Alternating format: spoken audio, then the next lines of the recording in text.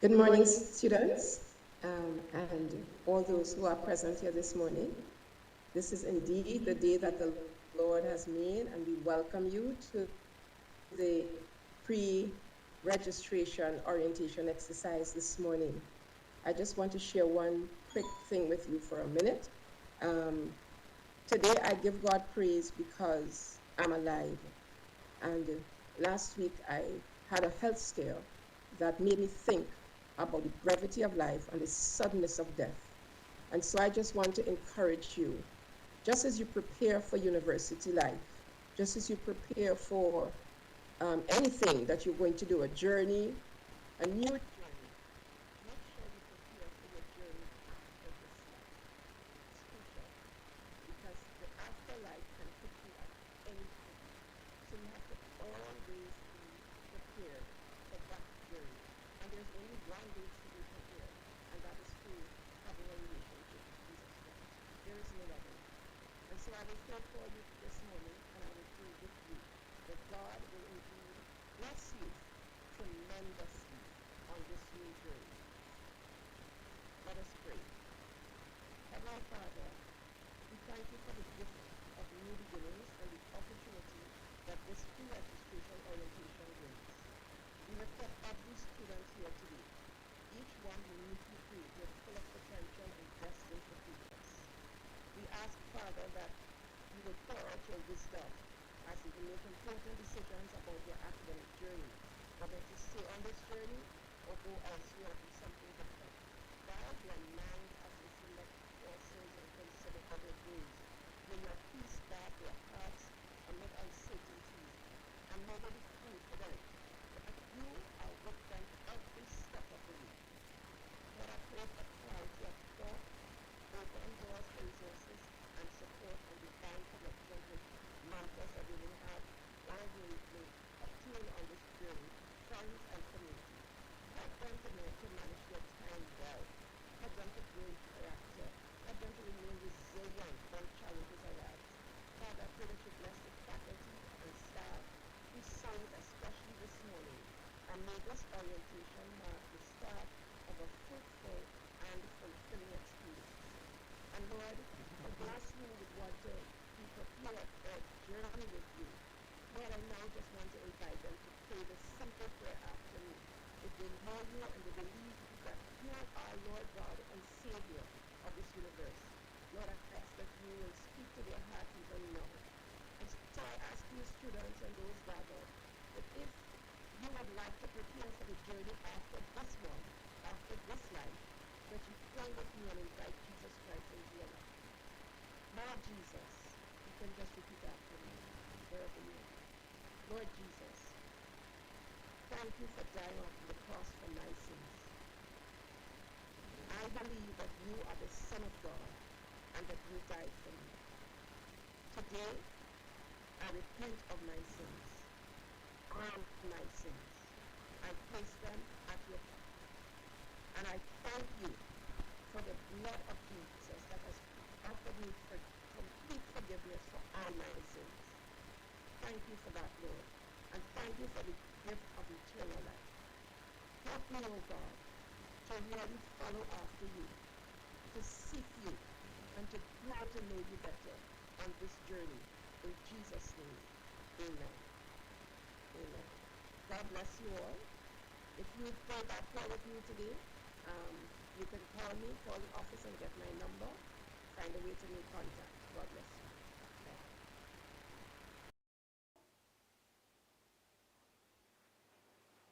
Hi, good morning, good afternoon, good night, wherever it is that you are listening from. All right, welcome to another year for the University of Technology Jamaica pre-registration 2025. Last year was good, but this year is going to be even better. There are some few changes, but don't worry. We have all the information here for you. Now, you might be asking, what is pre-registration forum? Now, simply put, the pre-registration form is for our first-year students and our level 2 franchise students, so those students who are coming over to finish up their studies here at UTech. And so, as said before, There's so much information here for you. My name is Richard Davis. I will be your host, all right? So sit back, enjoy, grab something to snack on, grab something to drink. Parents, guardians, tell your friend, send them a text, call them, tell them that you cannot afford to miss the pre-registration forum 2025, brought to you by the University of Technology Jamaica, the birthplace of greatness, UTech Night.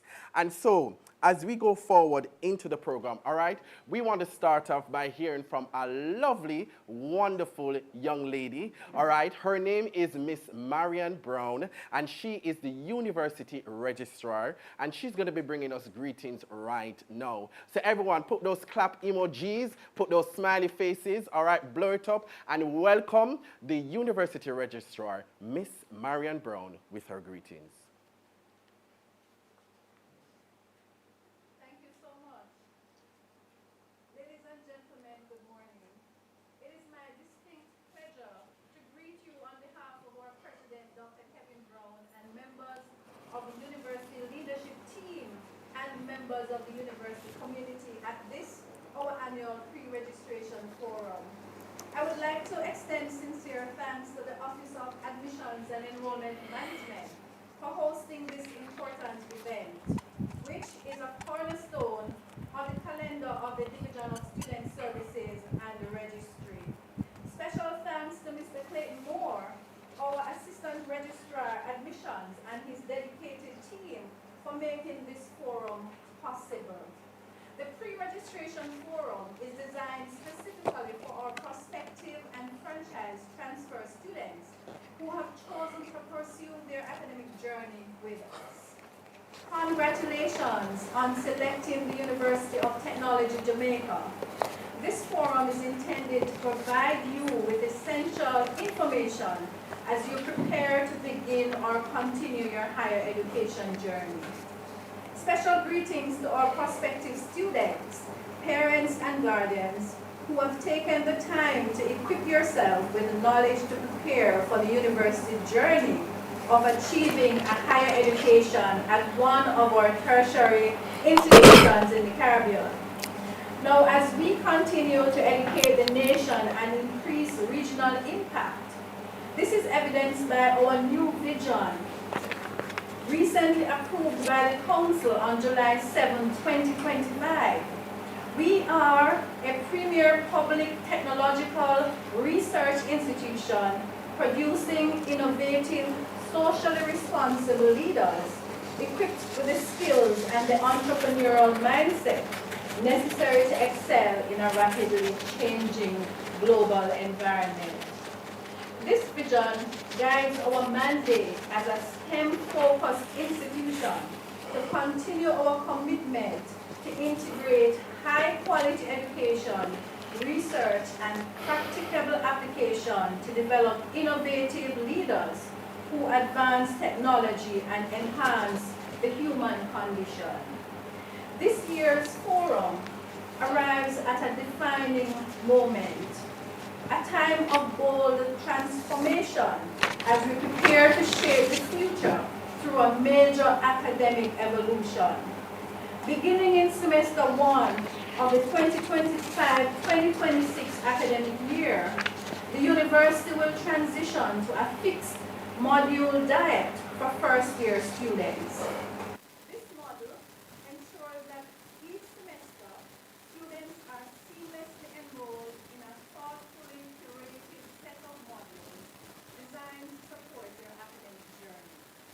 This approach fosters a clearer academic journey, opening greater access to essential modules, and empowering our students to progress confidently towards graduation. At an institutional level, this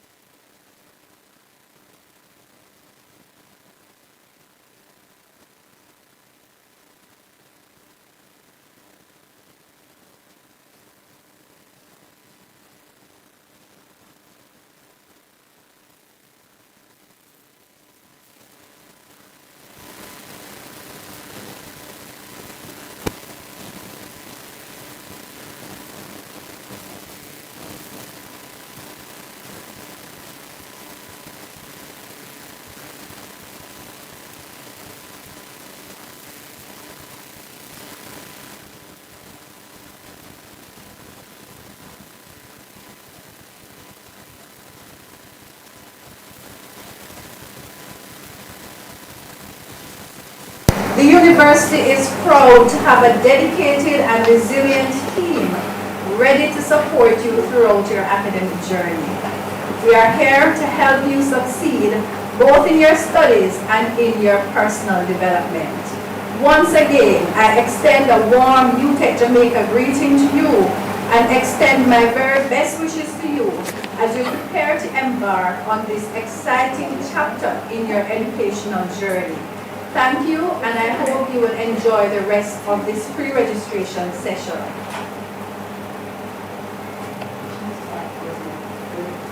All right, thank you so much for that, Miss Marion Brown, the University Registrar, for those lovely greetings. Now, just to highlight quickly for a few seconds, some important words that were mentioned, a journey. So you're going to be on a journey, a wonderful journey. Sometimes on the journey, you're going to have some bumps and some itches and some glitches, but do not worry. As a UTech night, we take challenges, not only as challenges, but opportunities. And also, as mentioned earlier, all right, we're going to be having a fixed module diet. Do not worry. The reason for that is that it helps for your journey to be seamless, the transition to be seamless. All right, so we have so much in store for you. Let me tell you, I'm excited, you know. I'm excited. Come like my Gamaka school again. So once again, I want for you to blow up the chat, all right? Blow up the chat with those clap hands, with those smiles, those emojis, everything, because we have so much in store for you. So again, just sit back, relax, and enjoy. And so, you might be asking, you're going to a new institution now, you know, the first year student.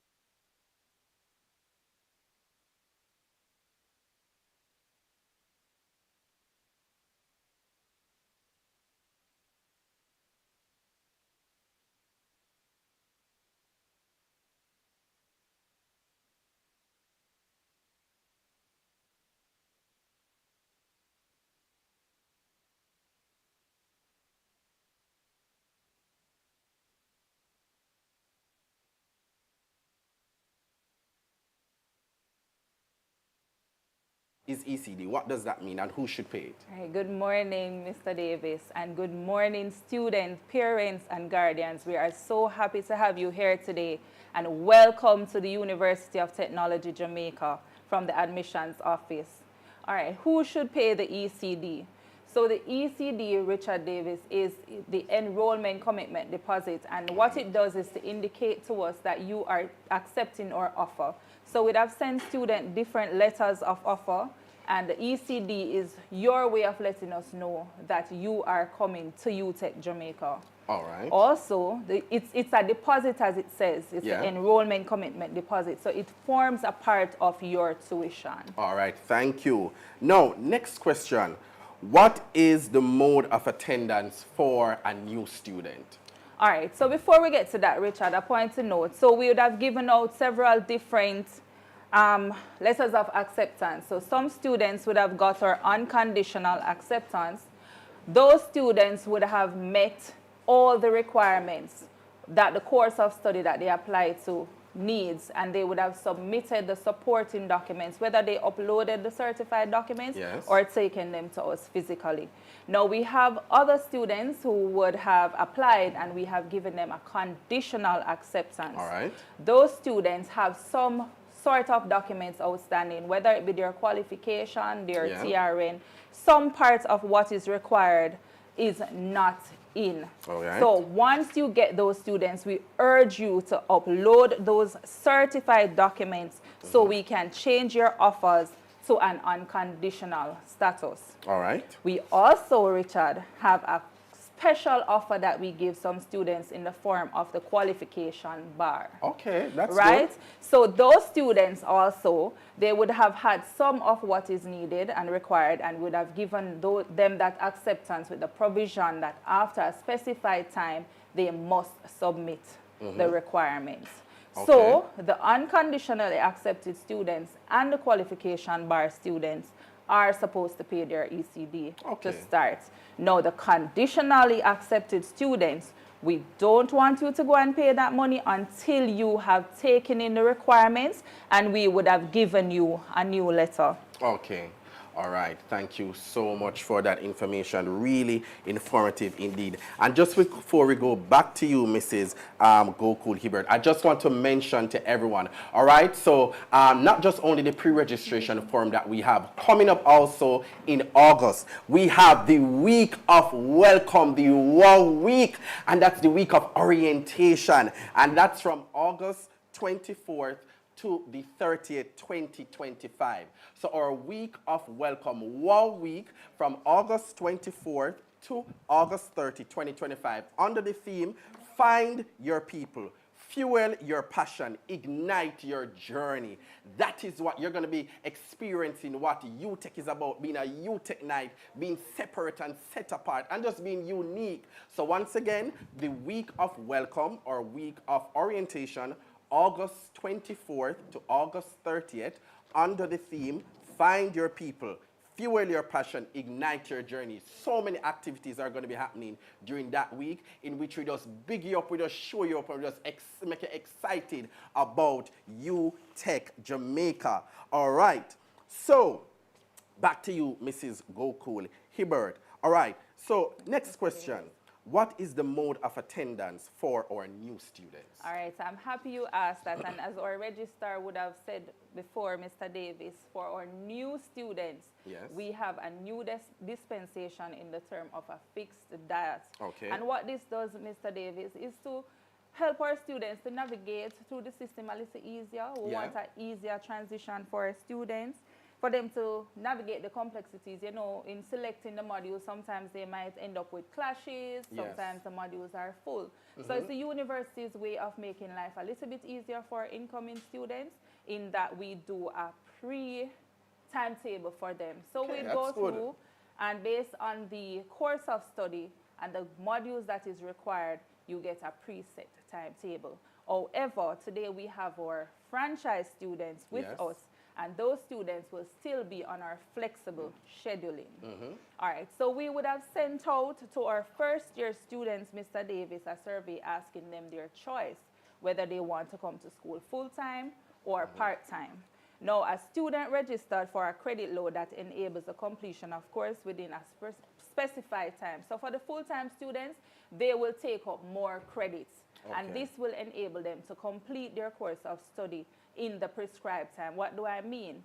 So for a bachelor's degree, it's usually 4 years to complete. So if the modules are prescribed a particular way to enable our students to complete within that time. If you're doing a diploma, it might be 3 years.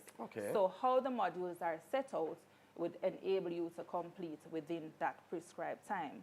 However, we have other students who prefer the part-time, where they, you know, we have students, mature students that's working. We have persons coming out of high school, and to finance their education, they prefer to work and come to school. We cater to all our students. So with the part-time, they take less credits, fewer than 12 credits, and it extends their time here. However, they have the options at time to add to how many credits they would have selected. So we have the full-time option, the part-time options. And it is to note also that our students are able to make the changes from full-time to part-time at the beginning of the new academic year. So if it is that you start out on a full-time and you realize, you know, this is not working for me, or for whatever reason it is you want to change, you have that option. But what I also want to put out, that not all courses of study offer a part-time modality. All right, so once it's offered at the beginning of the academic year, you can request through writing to the registrar to make that change. Thank you. So what I'm getting is that perfection might not be there, but one thing or two things: it is efficient and it is convenient, because we're in a changing world, and so many things happening. As you mentioned, some persons want to work while they finance their education, so many things. So I'm really happy and glad to hear that. What is the possible time for classes based on the modality selected? All right, so for students with the full-time modality, classes will be scheduled between the hours of 8 to 5, while our part-time student classes will be between the hours of 6 to 9 a.m. 9 p.m., my apologies. They will also have day releases for some courses of study, and on Saturday classes as well for some persons. So when you say day releases, what does that So mean? there are some students, especially in the medical field, Mr. Davis, that the employers give them time off to come and study. So they Okay. have one specific day or two specific days in the week that they will attend school. All right. So the organizations will give them that particular day to come and study. All right. So you see, everyone, so much is happening here at UTech Jamaica. So it's like you are captivated Yes. by the offerings and the services and everything that's there. So what are credits and what are modules? All right, so Mr. Davis, throughout the presentation, you will hear us speak about credits and what are modules. So we have a lot of students coming out of high school and they're not so au fait with the terms. Sure. So when we hear credits, it's really the makeup of a module, the intensity of the course and the time, how much time is put into the course. So you might find a module with a 3 credits. Yes. It means that you will have a lecture session for an hour and a 2-hour tutorial session. All right. You might have a module like community service project, which Yes. is a 1 credit module, and the timeline is just a lecture session. So it's a 1-hour session. So it speaks to the standard way to measure the academic work to be completed. All right. Now, as we mentioned modules, modules is what you would consider in high school subjects. Yes. So to complete your high school life, you would have to do different subjects throughout your tenure.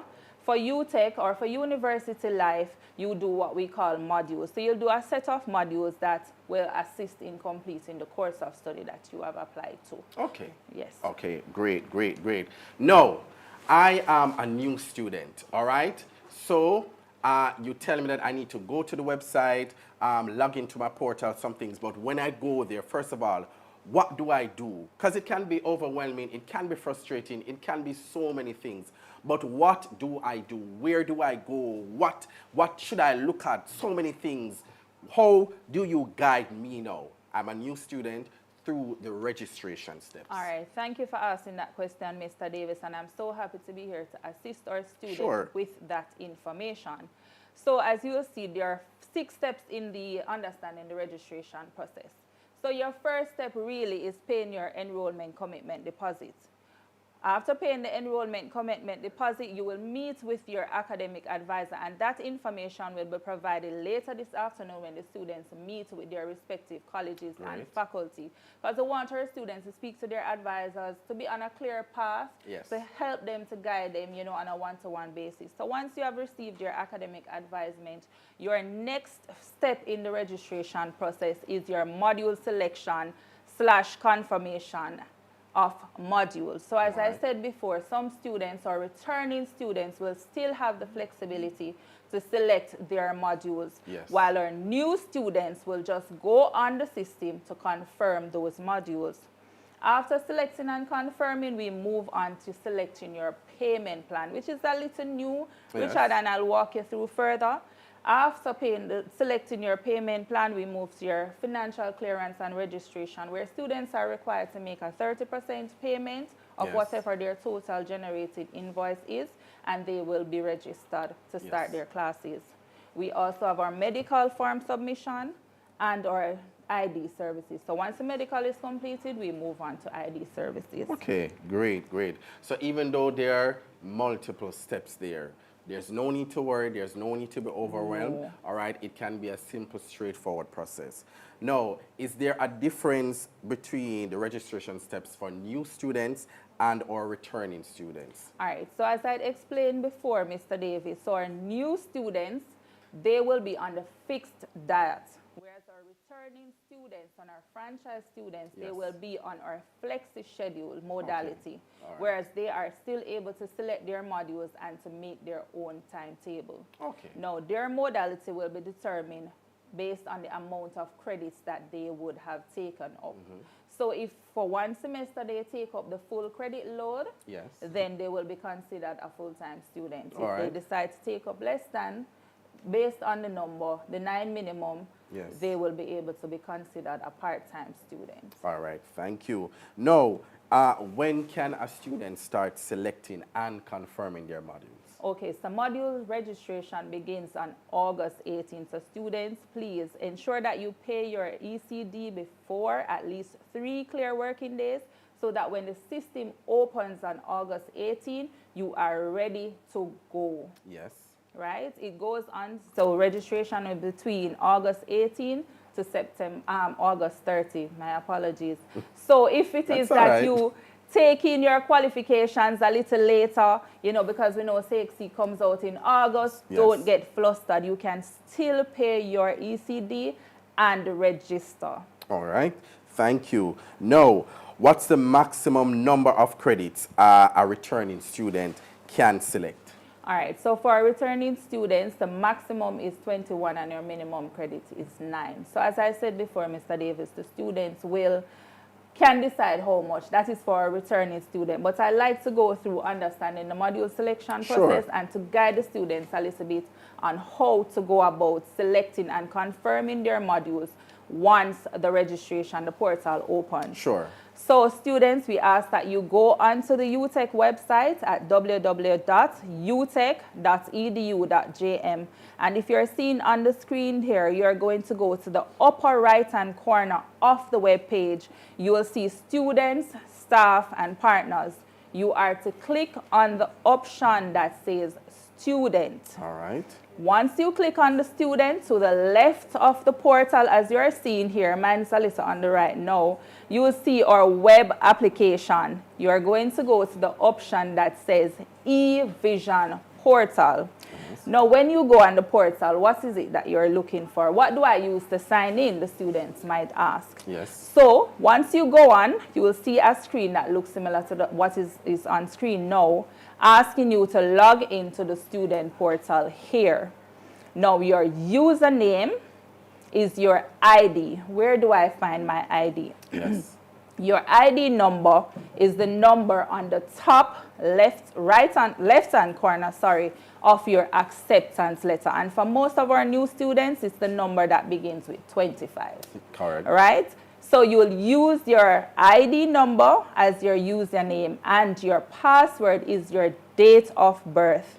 And as it stated there, it should be in the order day, month, year. Yes. All right, so if you are born on the 1st of January 92, it's 010192. No slashes, no dashes. All right. And you log into your student portal there. Great. But you must be mindful, you must pay the ECD before you get access to the web page. All right, so for our new student, Mr. Davis, I would just like to do a demonstration of what it will look like. If you will allow me the time, sure, I'll just go through with the live demonstration. So as you can see on my portal here on the thing, I'm going to log in using my username, which is, as I said before, Mr. Davis, your ID number. Yes, so everybody pay attention, you know, this is very important, so look. All right, so it's your ID number, and for this student, it's 230001. All right. I go ahead and I put in my password. And Mr. Davis, is to be noted as well that when the student goes on and puts in their password, it will ask them to change or update. So they can put whatever it is that they can remember for their password. Some students prefer to let it stay as their date of birth. Others will change it to something that they can remember. So the system gives them the layout in terms of how the password should be set? Yes, it does, great. Mr. Davis. All right, so I'm going to log in.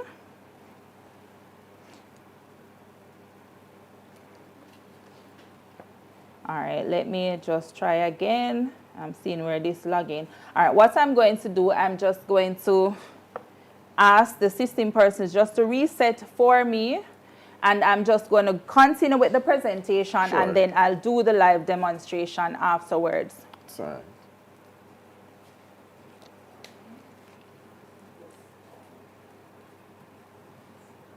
Because with the registration and with online, we do know that sometimes there can be itches and glitches like that. However, all right. So you're in now? Yes. Excellent. So let me go. So once you put in your password, your ID number, your password, it goes again to ask you for your date of birth. All right. So I'm going to go ahead and re-enter the date of birth here and go.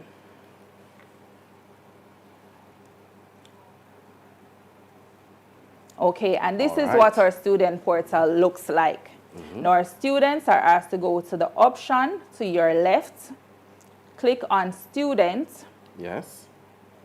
Just bear with me a little. Sorry. And this is what our student portal looks like. So if you look, it tells you your module taking records, your provisional course results, etc. But what we are looking for today is here, our student action. So for our new students, Mr. Davis, it will say confirm your fixed schedule module. Okay, right? great. It might, the wording might change a little bit. Yes. But this is primarily where. Now for our returning students, however, they will see select your modules. Oh, cool. Right? So we're primarily looking at the fixed diet students with this demonstration. All right. So you click confirm your fixed diet schedule. You'll read through what it says here. Go to next. It gives a privacy notice which we encourage our students to read. At the end, it asks us, do you agree with the above terms and conditions? It has an accept or a reject. Now, if you press the reject button, Mr. Davis, it will automatically kick you out of the system. So you would have to reach out to one of us at admissions, or we'll try to put something in place for you to reach out to reset the task. Okay. So if you have some issues with the privacy, feel free to call us. Give us a call, send us an email with your query before rejecting this offer. Understood. So we ask that you accept the terms and conditions. Then we move to the next page. Now here brings us to the modules that you will be doing. So as you see, this student is doing the Bachelor of Science in Nursing. Right. She's a year 1 student. She would have selected the fixed time modality, and it breaks down the courses of study the students will be doing for this semester. So if you see, this person is doing four courses. Yes. With a total credit of 9. So we have 0 credit modules, which are pre-university modules, and we have other modules here. So this person will be doing a maximum of 9 credits. And this, Richard, is just a demo. Okay? So it asks you to review and confirm.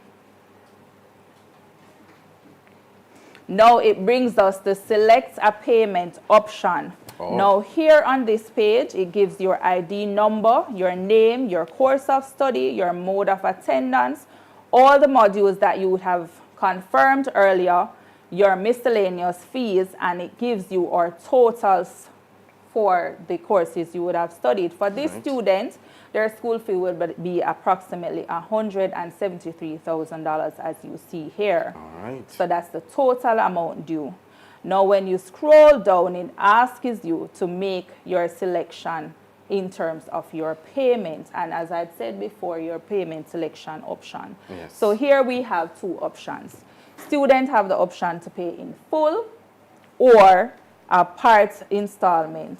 So for option A, it's full payment schedule, and plan B is for 4 different installments. So and it breaks it down for the students who wish to pay in part, how much they would be required to pay each month.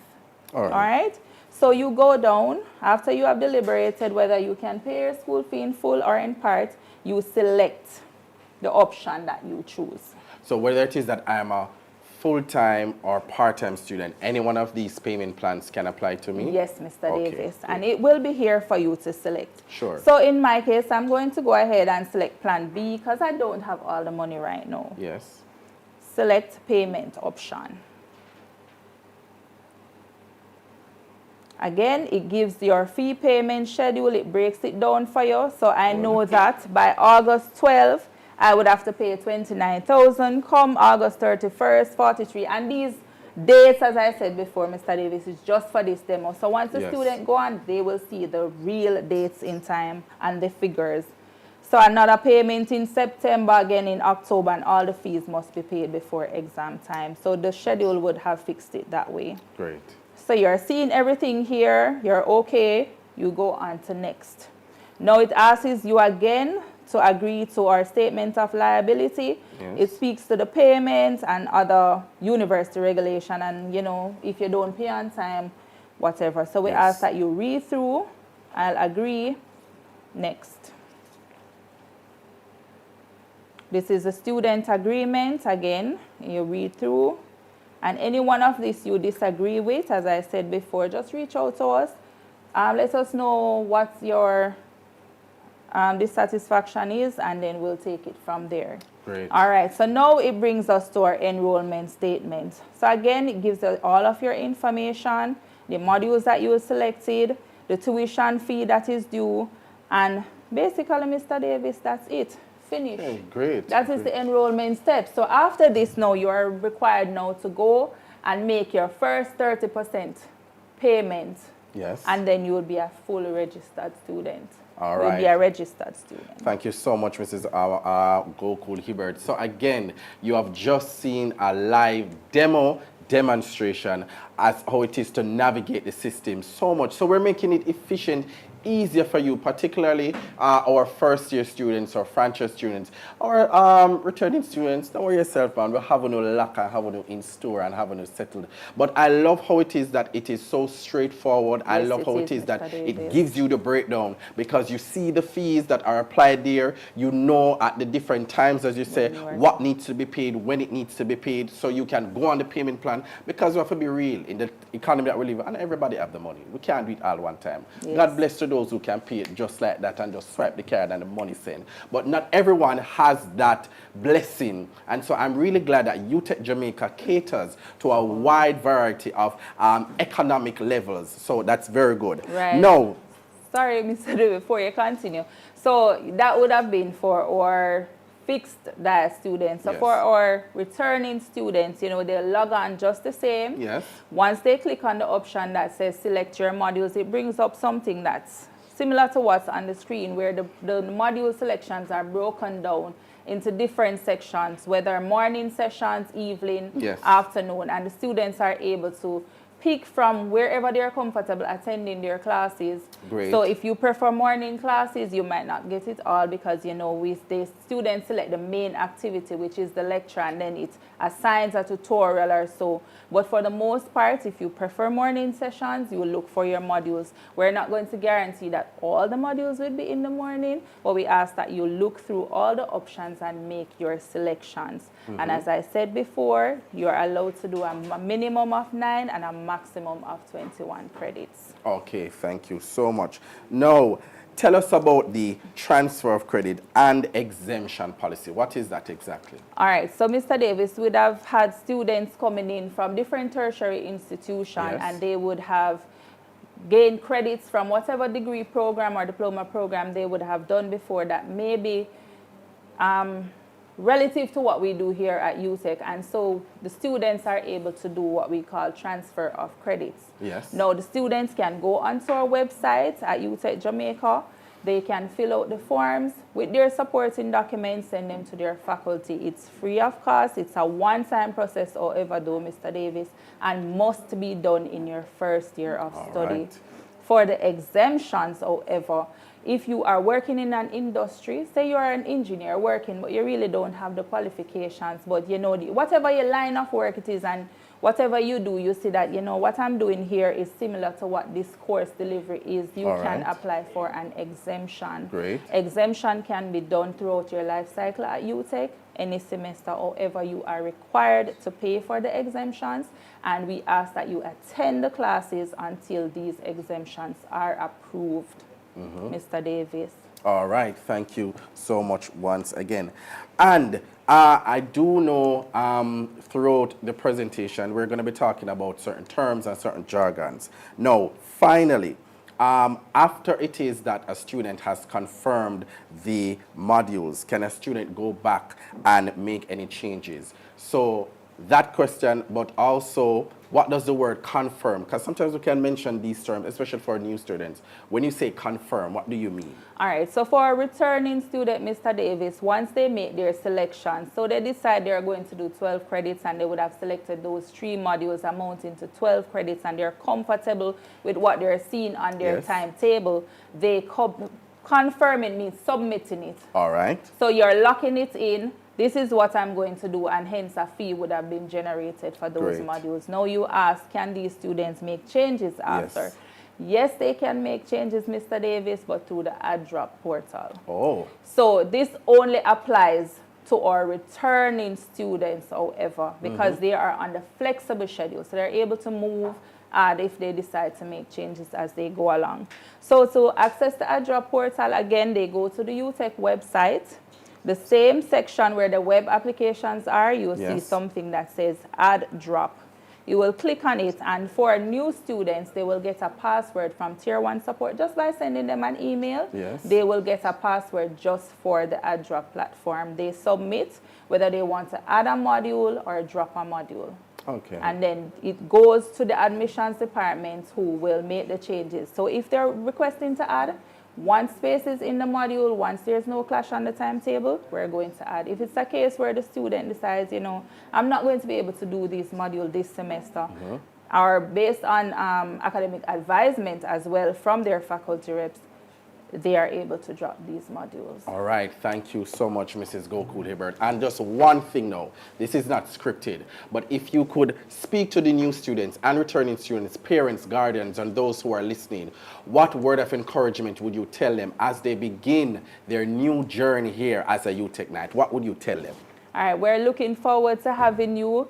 Here at UTech Jamaica, we are a family and we are ready and waiting to serve you. We just ask that you go through, follow the procedures, the steps, the timelines to ensure a smooth university life. And we're looking forward to having you. All right. Thank you so much, Mrs. Amoy Gokul-Hibbert, Acting Enrollment Officer. So she guided us through the registration and enrollment process. It can be a mouthful, it can be a lot, but do not worry. Pre-Registration Forum 2025 brought to you by the University of Technology Jamaica. Hashtag greatness, hashtag champions. All right, so thank you, Mrs. Gokul-Hibbert. Thank you, Mr. Davis. All right. And so before we move any further, I want for my prospective UTech Nights, I want for you to blow up the chat. And what I want for you to do is, I want for you to tell us, how did you feel when you got that letter of acceptance? Let us know, how do you feel? Whether you want to put a word there, whether you want to put an emoji there, tell us, how did you feel? You jump, you make some noise, were you excited? You tell your friend, what did you do pertaining to that? All right? So I want for you to go ahead and blow up the chat. So right now, all right, we have persons listening to us. We have approximately 1,900 persons listening, and the chat is blowing up. So I asked the question, tell us, how did you feel? What was your reaction when you got that letter of acceptance that you were accepted to, whatever program it is? I want for you to go us and tell you. All right, so we have Daniel Benjamin. Daniel said surprised.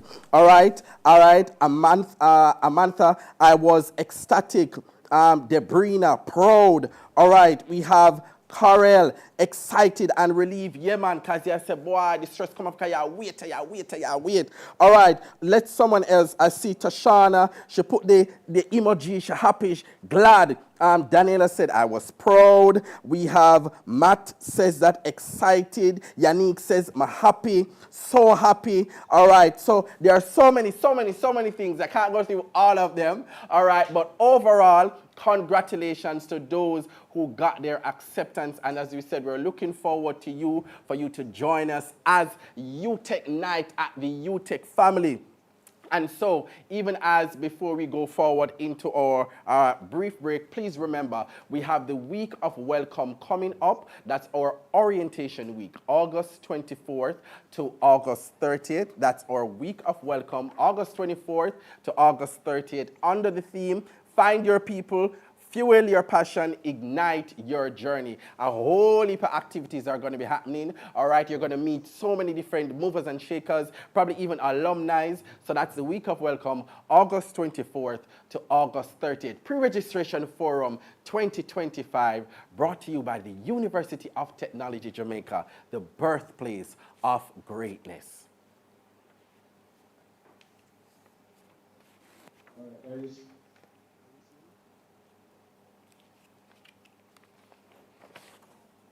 So it's Dr. Anderson next, right? All right, he's going to be on Zoom. And you can, because there's always room for greatness. Apply today. University of Technology Jamaica, the birthplace of greatness. You know them. movers, the shakers, the people making a difference, who never shy away from a challenge, who are never afraid to dirty their hands, to jump in and get things done, who are never afraid to fail, to take a risk, to learn. You know them and aspire to be like them. And you can, because there's always room for greatness. Apply today. University of Technology Jamaica, the birthplace of greatness. You know them, the movers, the shakers, the people making a difference, who never shy away from a challenge, who are never afraid to dirty their hands, to jump in and get things done, who are in recognition of the high quality of our programs and the excellent quality assurance mechanisms, the University of Technology Jamaica has been awarded institutional accreditation from the University Council of Jamaica. This confirms that our courses are at an international standard. Graduates can seamlessly gain employment and further their studies locally and abroad. At UTech, we remain committed to excellence in education, and we look forward to a bright future. Join us. Apply today. The University of Technology Jamaica, the birthplace of greatness. You know them, the movers, the shakers, the people making a difference, who never shy away from a challenge, who are never afraid to dirty their hands, to jump in and get things done, who are never afraid to fail, to take a risk, to learn. You know them and aspire to be like them. And you can, because there's always room for greatness. Apply today. University of Technology Jamaica, the birthplace of greatness. Since being a student at UTech Jamaica, I have represented the university locally and internationally, have received scholarships, and have held student leadership positions. I started at UTech Jamaica at the age of 3 at the Cynthia Shackle Daycare Center, and now I'm back as a student. My experience on campus has been great. The staff are very family-oriented, the ancillary staff, even up to the security. Performing student ambassadorial duties and being named the highest academic achiever in my faculty are some of my greatest achievements. My proudest memories include being a recipient of the 60th anniversary scholarship.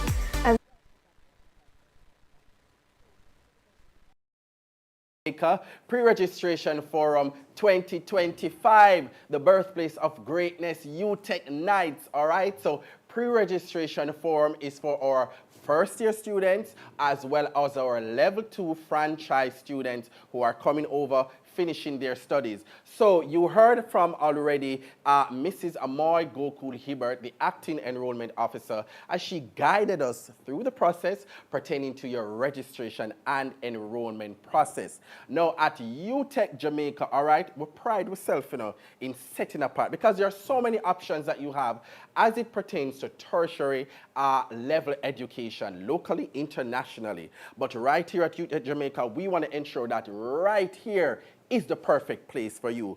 Now, coming to speak to us right now, we are going to be hearing from the one and only, all right, Dr. Antonio Anderson, Vice President and Chief Information Technology Officer, and he's going to be speaking and telling us about the student laptop program. So as a UTech night, as a university student, back then when I was going to university, I wish I had a laptop, all right? I had to be in the library, killing the hours using the computer, the PC. But here at UTech night, we provide convenience as much as possible. So we're going to be hearing from Dr. Antonia Anderson, once again, VP and Chief Information Technology Officer, and he's going to be speaking to us about the student laptop program. Go ahead, Mr. Anderson. Good afternoon, Dr. Anderson. Can you hear us? Can you hear Dr. Anderson? All right, very good. So, Dr. Anderson, good morning. Hope that all is well with you. And to kickstart in terms of the student laptop program, are there different types of laptops? Yes, there are different types of laptop, and going through the presentation, I will elaborate more and explain what the laptops are. We have 3 main categories.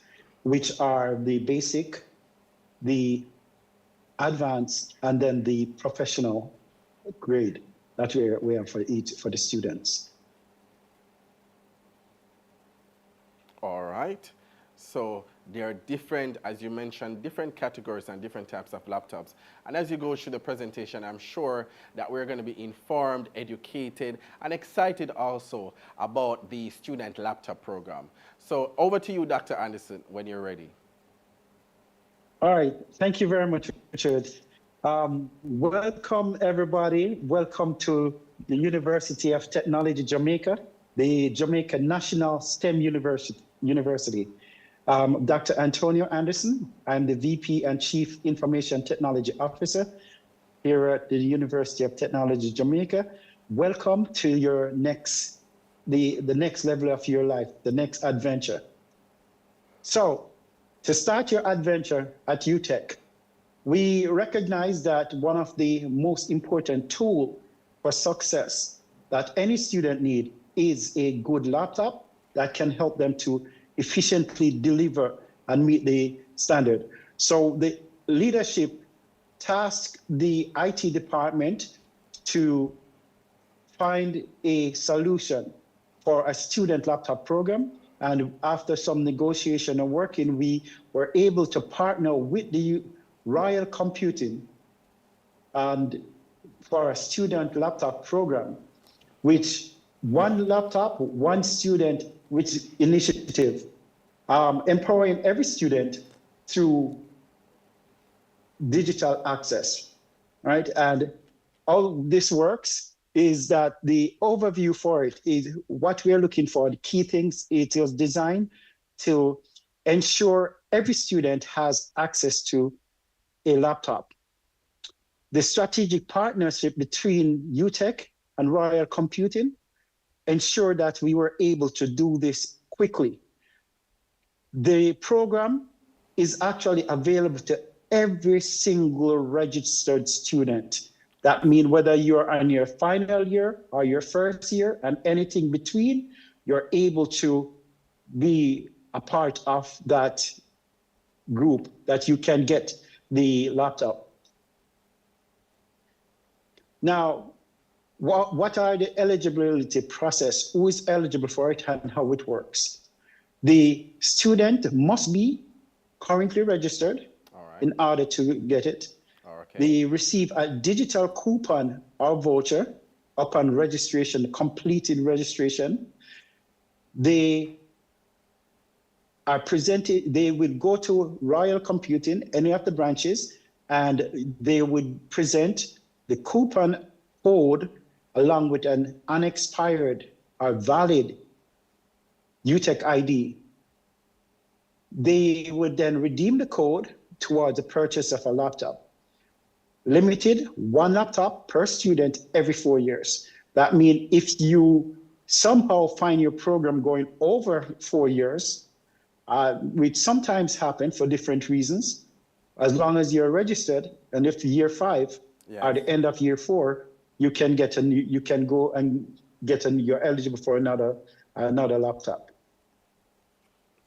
Now, the descriptions are as followed. I said you have basic, advanced, and professional. The basic is for the everyday use. For those of us who are not doing eye graphics, we would utilize that one. And that comes with a it's Windows 11, and it has they come with standard 16 gigs RAM, and it comes with i7 processors. All of these come with i7 processors, minimum 16 gigs. The engineering one comes with 32 gigs, and it uses a special iGraphics card. But you can, no matter what area you're studying, you can choose to buy any of these, right? It's just that it depends on what you're doing for your course and your minimum requirement. Now, some students may not, this is HP, because what had happened when we went to Royal then went to HP and Dell and tried to negotiate something so that they could get it at a price that would allow them to facilitate this program. Yes. HP was the one that decided that they were going to support this program. And so the brands that we are focusing on is HP. However, if a student prefers another brand and they decide that they want to go ahead and procure that one, then they can actually, Royal will still give them a discount and honor the student, the code. However, they will not be doing it at the same rate, right? They would give it, it's not the negotiated rate. The students, as I said, they can get an alternative laptop, still discounts still apply. Negotiated rate may not apply to non-HP options. Guidelines for registration: you have to be a registered UTech student, receive the voucher, visit Royal Computing, present the voucher, plus a valid UTech ID, choose your laptops. One laptop per student every 4 years. Must be a current registered student. Voucher is not transferable. That means you can't give it to your cousin or give it to your best friend, right? Laptop choice are limited by stock availability. All right. And with that now, Richard, I'm open to your questions. All right, so Dr. Anderson, are there different payment options? Okay, so at this time, we're still negotiating. The payment option would be based on Royal Computing. I'm still negotiating with them to see if they would be able to do some payment terms. So while we have this program, we may end up refining and enhancing the program as we go along, because they're trying to see if they can figure out some type of financing option. Yes. We suggested that they look at the same methodology that Student Loan Bureau utilizes, and they're currently in negotiation with their legal department to see how best they can finance that and figure that out. So it's still going to happen. Whoa. All right. Thank you so much, Dr. Anderson. Still here? Can you hear me? All right. So we're having a little technical glitch right there. Can you hear me, Dr. Anderson? All right, so we're having a little technical difficulties right there. So as Dr. Anderson mentioned, all right, the student laptop program, it is very good. And I'm not just saying that because I'm an employee here at UTech Jamaica. I remember, as I mentioned earlier, going to university, it was arduous. All right, I felt persons who have a laptop, I felt like them, the rich and them have money, because I had to be living in the library till one of the persons even said, yeah man, I'm always in the library. I had to be sleeping in the library because I didn't have the accessibility to a laptop, and not just the accessibility, but also the financial means to purchase one. And here at UTech Jamaica, we want to make your journey smooth. We want to make it as a UTech night here. You are not lacking or wanting or in need for anything. So the student laptop program, it is excellent, and congrats. And we have to big up Royal Computers as well, as they partner with UTech to ensure that tertiary education, it doesn't become so stressful and hard, but it becomes with ease, because you're going to need your laptop. And as Dr. Anderson mentioned, the different programs, for example, those who are doing computing, obviously, you're going to need your laptop to do whatever it is that you need to do. For those who are in the architecture program, for those who are in the engineering program. So we have the basic, we have the advanced, the medium, different levels of laptops that we have. And so it is so wonderful that that is there. Now, I mentioned earlier, for the students, I asked you to blow up the chat in terms of how did you feel when you got that acceptance letter. I know that my parents and my guardians, you are also joining us, listening, and I want for you to tell us, all right, blow up the chat, whether you want to write it or put it there or the emoji. Tell us, what are you looking forward to as you send off your child, your ward, into the university fair? Tell us, what are you looking forward to, and how did you feel, all right, when you got that news, when they shared with you also as well, that they got accepted to come to UTech Jamaica for their program of study. And so remember also again, we're going to be mentioning it over and over and over again, the week of welcome, the week of orientation. It is August 24th to August 30th.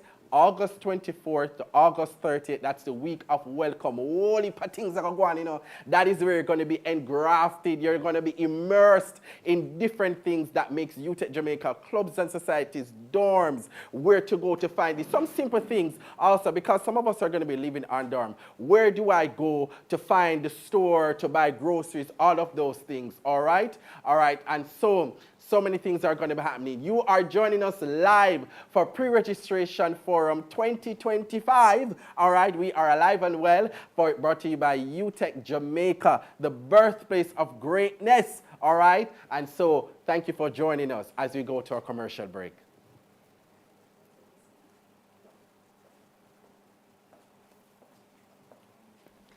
Welcome. Fail to take a risk, to learn. You know them and aspire to be like them. And you can, because there's always room for greatness. Apply today. University of Technology Jamaica, the birthplace of greatness. In recognition of the high quality of our program,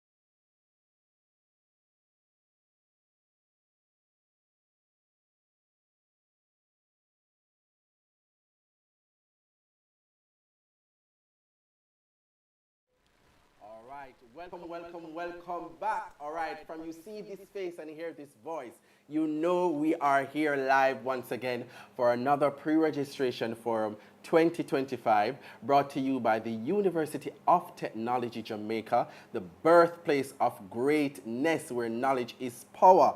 And so so much has been happening. You heard about the enrollment process. You heard also about the student laptop program. You also heard from our very beautiful, all right, Miss Marian Brown, who brought us greeting in her capacity as the university registrar. Now, one thing is very important. All right, it goes without question. When it is that you're coming to university, one question parents have, especially sometimes, where the money will come from? How am I going to finance it? Where? How? And so we have joining us to tell us about that today. We have the effervescent and knowledgeable in this aspect of the program. We have from the Student Financing Department, Dr. Garcia Green McLennan, the Chief Technical Officer, all right, and she's going to be guiding us through the process pertaining to student financing and different aspects as we go forward. And I must tell you that she is a wonderful lady, a pleasant personality. Even as you're looking at her now, how can you not want to talk to her? All right?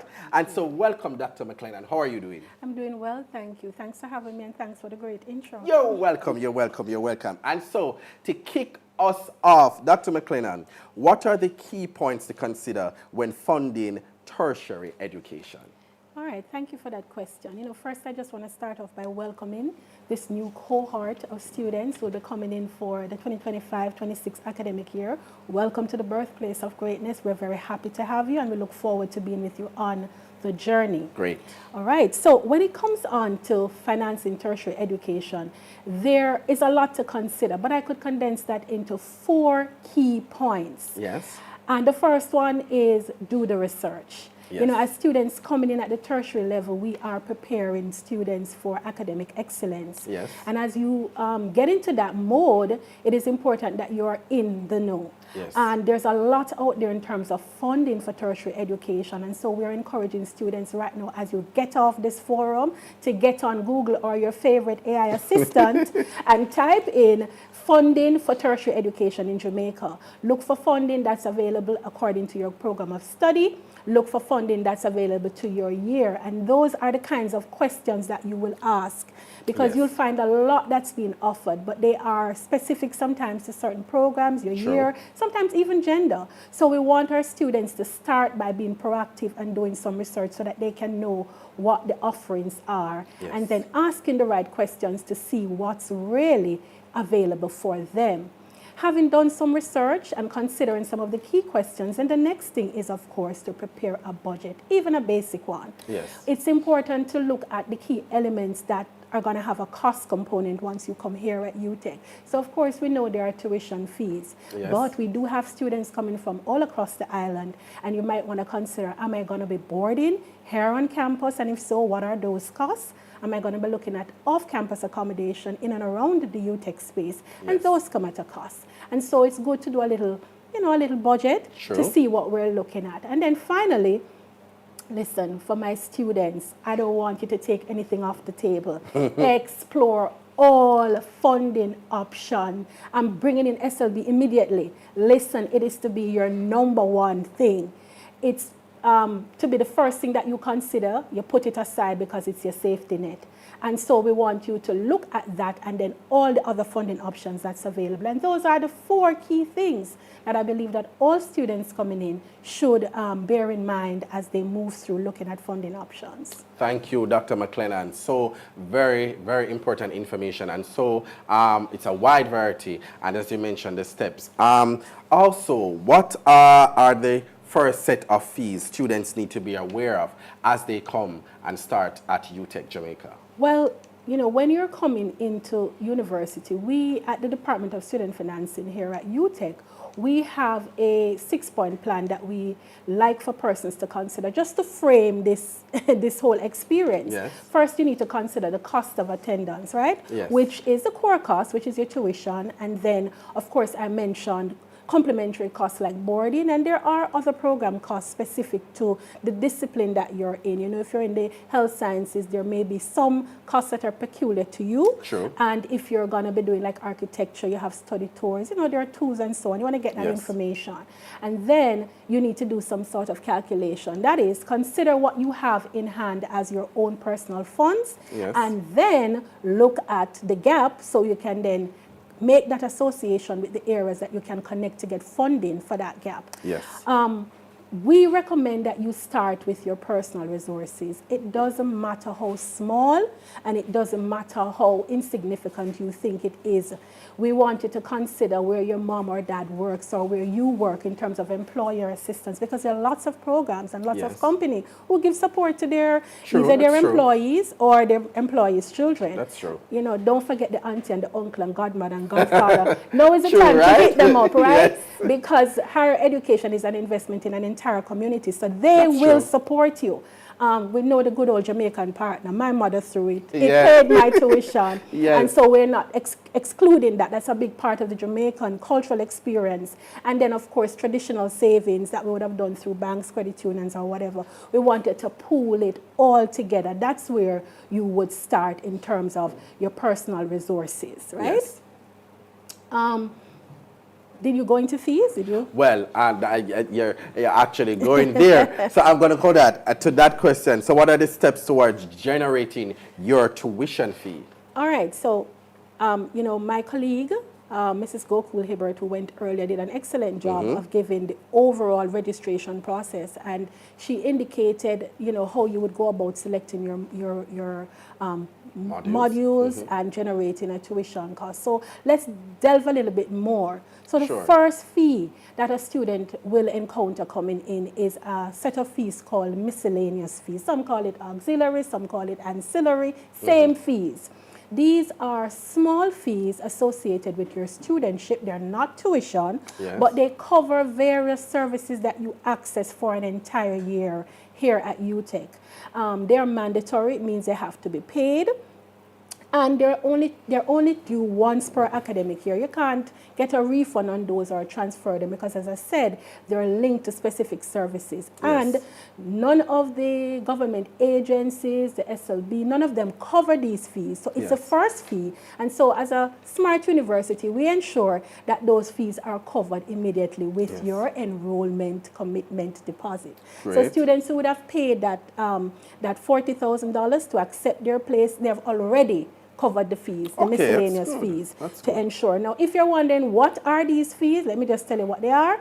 They include your health and life insurance. Yes, we want to ensure that when our students are here, they're leaving mommy and daddy, they're coming up to Kingston, or if they're leaving from some other part in the west to go to our campus in the western campus, they have some form of health insurance, because we do know that's a need, dental, optical, and access to healthcare services, life insurance, God forbid, if any eventuality should occur. There's also a contribution towards our medical center, which provides a full suite of services at no user fee. So once they've paid into this contribution, they can access the medical center 7 days a week, 6 days a week, once they're open, and they can get all the services that's there. That's great. There is a JAM copy license fee, which is really a fee that we pay to ensure that students have full access to all books and journals to facilitate research, teaching, and learning, and that we do not infringe on the copyright law in terms of those who own that.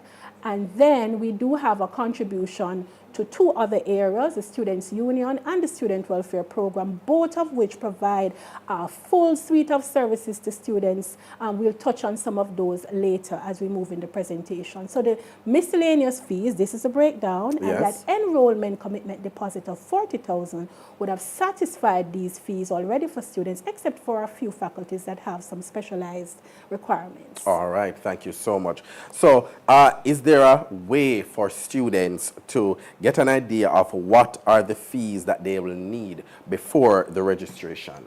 Yes, so we are launching a tool, which I'm going to show you what that would look like. We're launching a tool which is called a tuition calculator. And that tuition calculator is going to allow the student to really input some information about their program, their year, whether they intend to come in a full-time or part-time modality, and then also if they intend to board, and then it will generate an estimate for the students so that they will have an idea of what the cost is.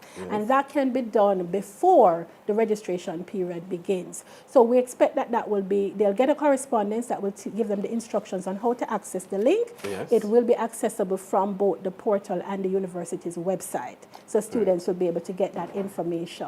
And that's really how we can get an idea of what it is. And if students want an estimate, they can reach out to the Department of Student Finance, and I'm going to share the email at the end to request a formal letter if they'd like to get one done. All right, and that's very good to have that system set up where persons actually have an estimated idea as to say that this is what I need to pay, because the cost can be daunting sometimes, and it can be overwhelming, and you want to be focused on your registration process and your studies, so you need to know what it is that needs to be paid from the get-go. So that's very good. Now that we've covered and have a better understanding of the fees, do we have options as a student to pay? Oh yes, we do have options. So as it relates to the fees, so as you move through the process to generate your tuition charge overall, a student would first, as I mentioned, pay that enrollment commitment deposit, right? Then the system, as you would have seen from Mrs. Hibbert's presentation, based on the modality and the number of credits associated with that modality of full-time or part-time, it would have generated an invoice for the student. And then the student, now, this is the requirement here. We have, as she mentioned, 2 payment plans, and I'm going to give you a little more detail. But it's important to note that the minimum that you need to pay to become a registered student, so you can tap into that laptop program that Dr. Anderson shared about, you can access all the services that we have here, is a minimum of 30% of your overall costs. So that's the first plug that I want to bear in mind. 30% minimum of the total tuition. Here is what the tuition calculator will look like when you go in, so you can actually generate an estimate from this. You can download it, you'll be able to print it, so you can use it as a temporary item to use. Now, when it comes on to the options, so you would have generated that invoice just now, as I showed you, by doing your selection, your module selection based on the modality. And let's say your invoice is $100,000. You have 2 options to pay. If you have it and you can pay using option 1. That's paying in full, and you would have to pay that 100% if you choose option 1 by census date. That's August 30. And look, if you are able to pay, we want to recognize that. And so we're going to be giving persons a rebate, which is essentially a discount. Hold on. What did you say, Dr. McLennan? You're going to give them a what? A rebate. All right, very good. So you hear that? You're going to be rewarded for your payment. Go ahead. Yes, so we're going to give you back 2%. It's like a cash back that's going to be applied as a credit on the student's account. And of course, there are no penalties associated with this payment plan. That's good. Because we don't just want to be punitive. We want to ensure that we recognize persons who, reward persons who, make the decision to pay up front. Great. Now, if you can't do that, then there is another option for you. Yes. And that is option 2.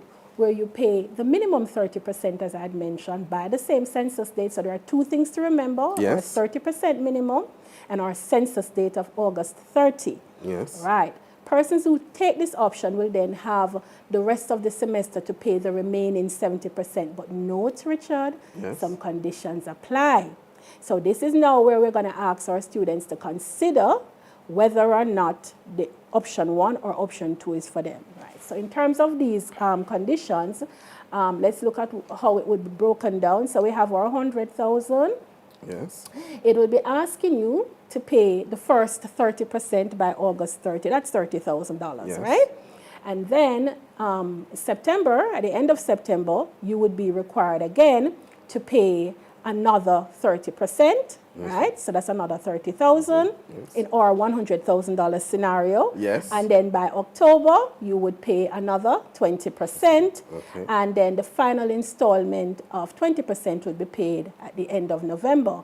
Note that you will have to reach a particular maximum. You really need to clear your fees to do exams. Yes. But we at UTech, we're always thinking about how we can assist our students. So students will be able to do exams if they've cleared up to 80%. So those are some of the conditions. If you take the payment plan, you need to actually have a plan to pay. True. And note the deadlines. Note there are no interest charge, no penalties, only if you miss the deadline. So if you make a commitment, you have to honor it. Yes. So this is important, and this is the reason why we are recommending that students look at the plans with the kind of consideration that is required. All right, thank you, Doctor. So I tell you so much. I'm telling you, UTech is just like that place where it is that you can't miss if you choose UTech.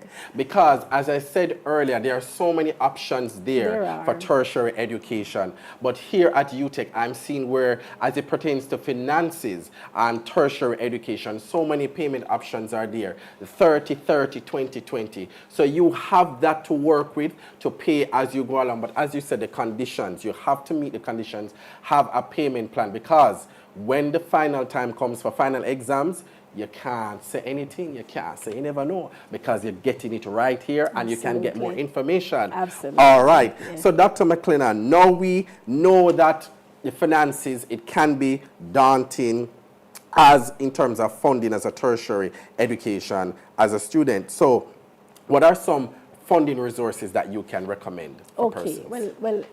There are quite a few, right? Yes. They're not all equal. And so as a university, we recommend, it's not just about the amount of money that you can access, but it is how soon. Yes. So for first-year students, we highly recommend that all first-year students who cannot do a plan A, that they take a student's loan for year one at least. Remember, you don't have to take it for the entire duration of the program, but ensure that your year one is covered, right? Why? Because the SLB offers you that security, that rest easy assurance coming in. Essentially, if you are an SLB student, you are a Plan A student, right? And what that means is that you have the assurance that your tuition will be funded 100%. So we give the SLB a 5-star rating because it is our #1 recommendation if you are not able to do Plan A. Because students will start off thinking, okay, I'm going to do the 30%, but they don't know where the 70 is coming from. And we want students to move through. You know, you can get that SLB, and then you can decide whether you take it, actually, whether you use it all, or whether you return it. So it's just good to have it as an option. Apart from that, there are lots of other scholarships and sponsorships and grants that's available, both in the public and private sector. Here at UTech as well, the problem is you will not be able to tap into much of that until you've already started, and you need to have your fees in place to start. So that's the benefit of SLB, the fact that you can get it right now. You can start applying before you even get an acceptance, even if you're unconditionally offered. Even if you're conditionally offered a space, you can send your application in, I beg your pardon, already. And then there are other products that the SLB offers, including a pay-as-you-go loan, which can be an additional loan to the regular loan if your tuition is really high. And then, of course, we have the traditional loans from the banks, but it's not; those are not the best product for a student's loan. You want the lowest interest rate and the best payment terms, and that's the student's loan bureau. Thank you very much. So you hear that, parents, you hear that, guardians, you hear that, students. All right, so if you're sitting there and probably you don't apply yet to UTech, you know, what are you waiting for? For the programs that are still open, that is. All right, because gone are the days persons used to be afraid of SLB, student loan bureau. Them say, not take the money, come in and want them, put my name in the paper, come in and owe them. But they are making it easier now for persons, different routes that you can do. So I'm loving what SLB is doing, and I'm loving what UTech is doing, partnering with SLB as well. So Dr. McLennan, tell us more about the financial aid as a way of how students can help to with their tuition, help fund their tuition and other school-related expenses. Right. So financial aid is a big one. You know, I'm going to move into it, but forgive me, I'm going to do a shameless plug here. I just have to just mention something else about SLB. Because you mentioned that phobia that students tend to have. You know, it is so, it's real to them, but it is so misguided. It is really, I am a proud recipient of the SLB. Without it, I would not have completed undergrad and moved to do 4 other degrees since then. So my bedrock is the Students' Loan Bureau. And where else can you get 100% funding? Then you have a moratorium where you don't pay until you finish your studies. So you literally can rest through the 4 years of your studies, you know. Then you are also able to access a don't pay back grant. What that mean? You get the $60,000 and you don't have to give it back. You get it each year to support you with any school-related expenses. Wait. Hold on again. You're giving us, so you get $60,000. Yes. And you don't have to pay it back? No, it's a grant. It's a grant to support you with any school-related expenses. And when I applied, I had to have 3 guarantors, and my auntie's sewing machine was used as collateral. They've moved from 3 to 2 to 1. And today, my colleague will tell you from the SLB that there are no guarantor requirements. All you have to have is a desire to be in university and to do well. That's enough. Right? So I am plugging it, and I'm saying it's hassle-free, and it's something. We will have a hub on the campus where we are saying, listen, maybe we have to come to the classroom daily to say how much people have, or we ask you. But we're going to be here every week so that we can support the students who we know need the assistance through the SLB, and then help them later on to find other forms of aid so they can say, all right, I got you in year 1, I don't need you in year 2. So is there a timeline for that hub to start? Yeah, we are going to be up and running as of the first week in August. So again, Again, you don't need Right to here on further campus. You don't need to further SLB Don't. student loan bureau. Don't see them as the monsters. Don't see them as the person where you're afraid your name coming at the paper and they're going to show your name. No, they're making it so easy now. Easy. What are you waiting for?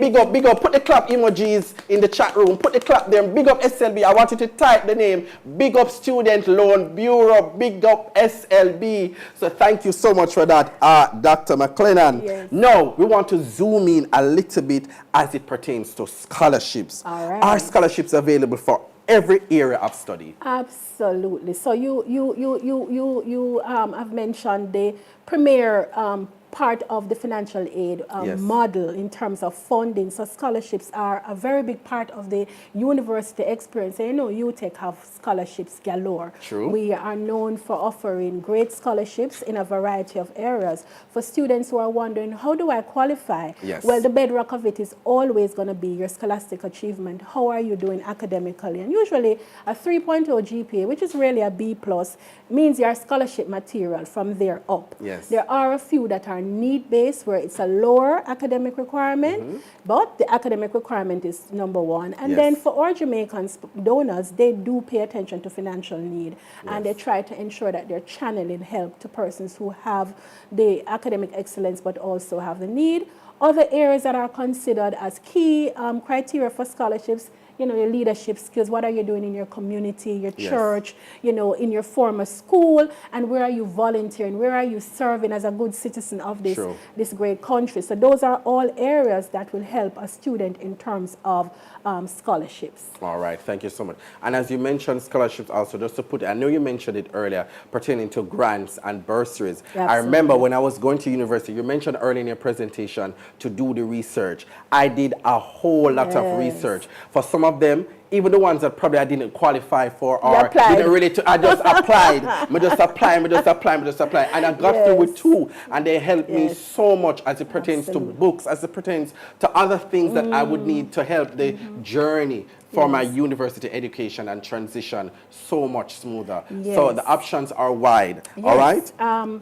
As you mentioned that, so here at UTech, we have the scholarships program, and then we also have a grant and subsidies program which we run through our student welfare office. All right. And what we're looking to do is provide, remember I showed you in that miscellaneous fee, that contribution. True. Right, so we do take the funds, it's taken from across the student population, then it is pooled and repurposed for our most vulnerable, because the reality is we are aware that there are students who are going to be coming, those who are on path, some of our special needs students, students who are from really, you know, dire circumstances, and just maybe in a particular eventuality at a time.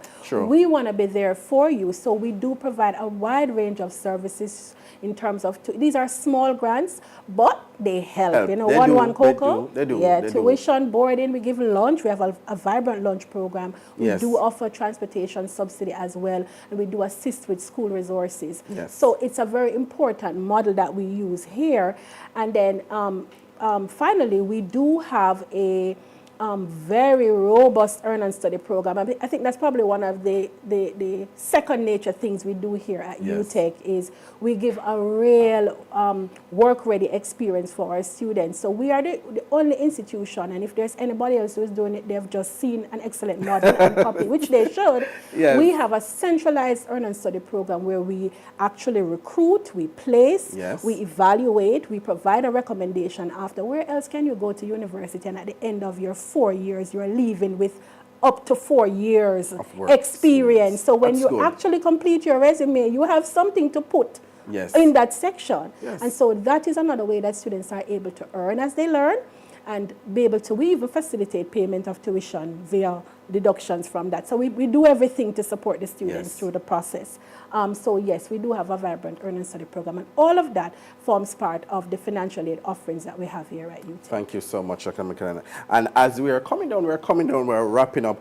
Does the university facilitate students who are sponsored, those who are being financially assisted by companies, institutions, or probably for those who are coming? I do know there are at times you have students who are coming from certain places like homes or places like those. But for institutions or companies, does the university help to facilitate Oh yes, those? that's a yes, an absolute yes. So we have a number of partnerships that we have with both public and private sector. Yes.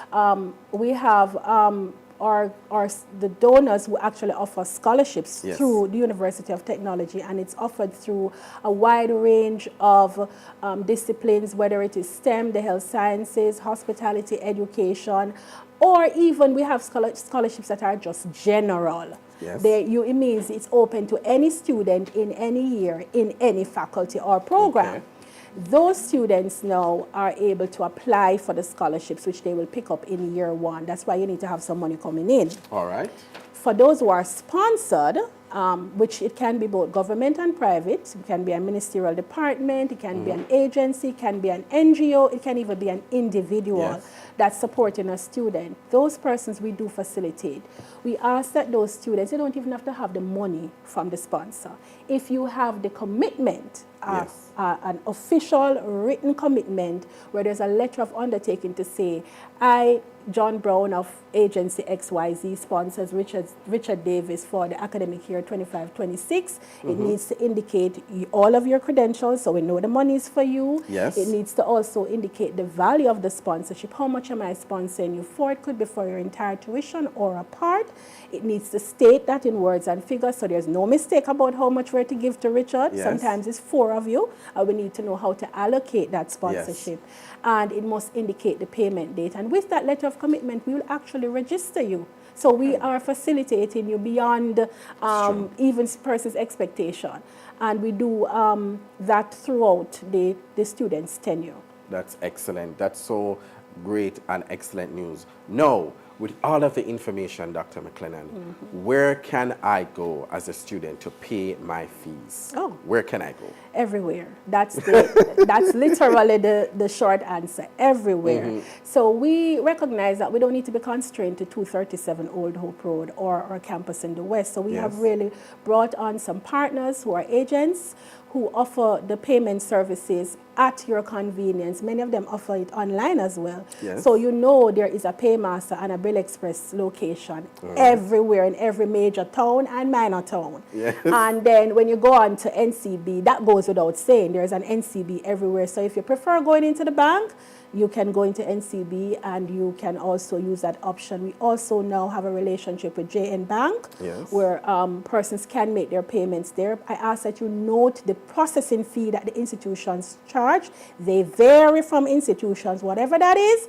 make sure that you pay that differently because they will take it out of the amount that you pay, right? Yes. And then, of course, you can also use UTech online, which we would use. We'll take payment from your Visa or MasterCard online, and that's another very good option for you in terms of convenience. Definitely. So as you can see, you can pay everywhere. All right, very good indeed. So the options are wide and Very range. wide, absolutely. And as we wrap up, and as we come to the conclusion, where do students can go to get information on all that you have shared? Where can they go? Yes, and I know I've shared a lot. So we have a full service department called the Department of Student Financing. Yes. They are located on the main administration building.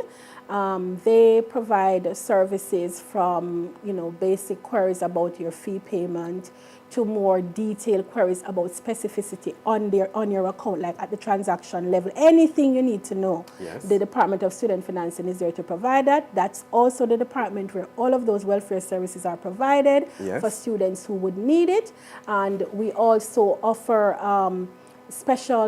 the Earn and Study program and also special assistance as well for our postgraduate students who we will talk to in another forum today. All right. So there you heard it, everyone, from the beautiful, excellent Dr. Garcia Green McLennan, all right, Chief Technical Officer as it pertains to all things, well, not all things, but important things as it pertains to student financing, as it pertains to coming and funding your tertiary education. So the options are endless. UTech Jamaica Pre-Registration Forum 2025. We are here, we are large, we are in charge, all right? And so we thank you so much for joining. And before we go to the break, all right, for those who will be boarding on campus, I want for you to blow up the chat and tell us what dorm will you be boarding on, all right? So for those who are on campus, I want for you to blow up the chat and tell us what dorm will you be living on, all right? So we're going to go to a quick commercial break. Get something to drink, refresh yourself, grab a little snack. Don't go anywhere as you join us back right here. Pre-Registration Forum 2025, brought to you by the University of Technology Jamaica, the birthplace of greatness.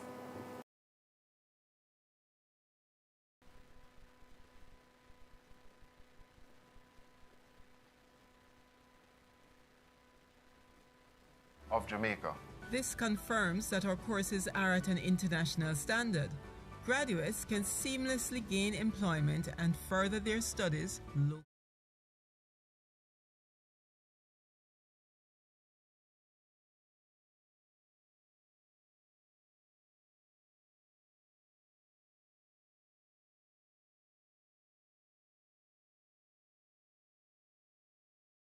Movers, the shakers, the people making a difference, who never shy away from a challenge, who are never afraid.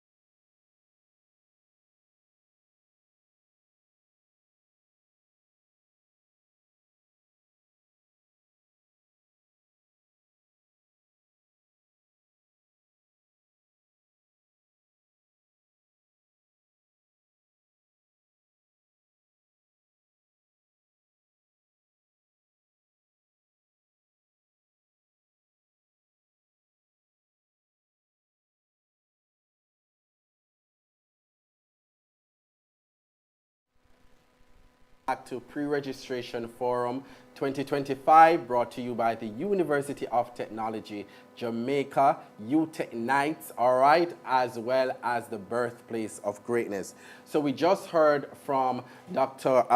Garcia Green McLennan, the Chief Technical Officer, and she went through a plethora of information pertaining to funding your tertiary education as a student, the options, where to pay, and all the other niceties. And she mentioned one of, if not the main funding source, and dun dun dun. Sometimes you hear about them and you think, oh my God, these people, they might call on my phone, they might send me emails, so many things. All right, but so many things have changed. We are having, joining us live right here, Mr. Chevon Harvey, and he is the Client Services Officer from the Student Loan Bureau. All right, so welcome, Mr. Harvey. How are you doing? I'm doing fantastic. It's really good being here again. It has been, I remember last year was really exciting. True. And I think even this year I'm seeing about 1,000 plus. I'm seeing a lot of persons live on YouTube. So that's good. I'm seeing good a news. lot of active users. All right, all right.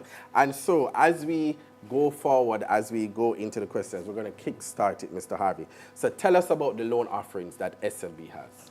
Well, let me first start off by telling you that we are the Students Loan Bureau, the Students Loan Bureau.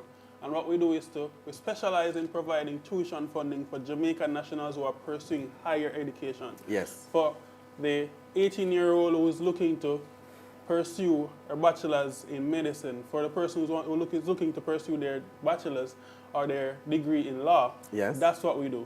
We provide tuition loan, we provide tuition solutions for persons who are pursuing their tertiary education. And we do understand the psychological impact or the psychological ways that can impact a student, basically who's having difficulty pursuing their education, especially in the light of financial difficulties. True. And so we are in the business of tailoring solutions to meet the needs of students who are pursuing higher education. And we have two loan products that basically, we have 3 loan products actually. We have the pay as you study, the targeted loan, and we have the postgraduate loan. So the targeted loan is targeted for persons who are students who are pursuing higher education, of course, undergraduate studies. Yes. The degree, the first degree social science, depending, business admin. Yes, that's the purpose for the targeted loan, right? Yes. You have a maximum of 15 to 20 years to repay. Okay. 15 to 20 years to repay. If I had an audience, I know I would get a round of applause. I know I get a round of applause. But it's 15 to 20 years to repay, right? Right. And conditions will apply. Also, our loans are capped at $1 million per academic year. So you can get up to $1 million per academic year. I know UTech tuition is pretty much, they're not so expensive. They're pretty much on the light end. So we cover 100% of the UTech programs, basically. Okay. Okay. We have the pay as you study, which is for this one, we recently, and I must tell you that we recently extend the term of this loan product as a matter of fact. Recently, it was about 7 years, now it's 10 years to repay. Okay, that's and good. for this loan product, it's really for persons, employed professionals who are looking to pursue higher education as well. So you're pretty much attached to a 9 to 5. We want to help you as well. You might not have that money to pay out of pocket. You want to buy a nice car. You want to take care of your children. You have to pay a school fee. Yes. You have to pay a mortgage same way. We are here for you as well. The PAYS loan is here for you as well. Okay. We have the postgraduate study, which is tailored for the persons who are pursuing master's program as well, which is capped at 1.8. And I must tell you that the PAYS loan as well is capped at $1 million. Okay. The interest rate is as low as 6%. There is no guarantor that is required as well. And I will get to all of the benefits, but we'll save that for later. But I must tell you that the postgraduate, the maximum is 10 years, capped at $1.8 million. All right. That's a giveaway. We believe in nation building. Yes. We believe in nation building. We believe in bridging the gap between your dreams and your reality. We believe in you uplifting yourself. We believe in you building your family. We believe in you building a brighter future for yourself. And that's why I'm here to tell you about that. All right. Thank you so much, Mr. Harvey. All right. So when can I apply? Can I apply anytime during the year, or there's a specific application period? Well, there is a specific application period. It's mainly from about April to about June, thereabout. Currently, it is open. We actually announced it sometime last month. Oh, so it's been extended? No, really, it can open within that window, basically. But currently, the portal has been open. It was since last month, since June. Okay. So persons can go on our website at www.slbja.com. That's www.slbja.com. Select the customer portal, start the application process. Feel free to read through if needs be, or if you need further information. We're also on YouTube, by the way. We're also on Instagram. You can follow us on our social media handles. We're also on Twitter. We're also on TikTok. You can go on those social media platforms and handles and get some more information and start the application on our very website. Okay.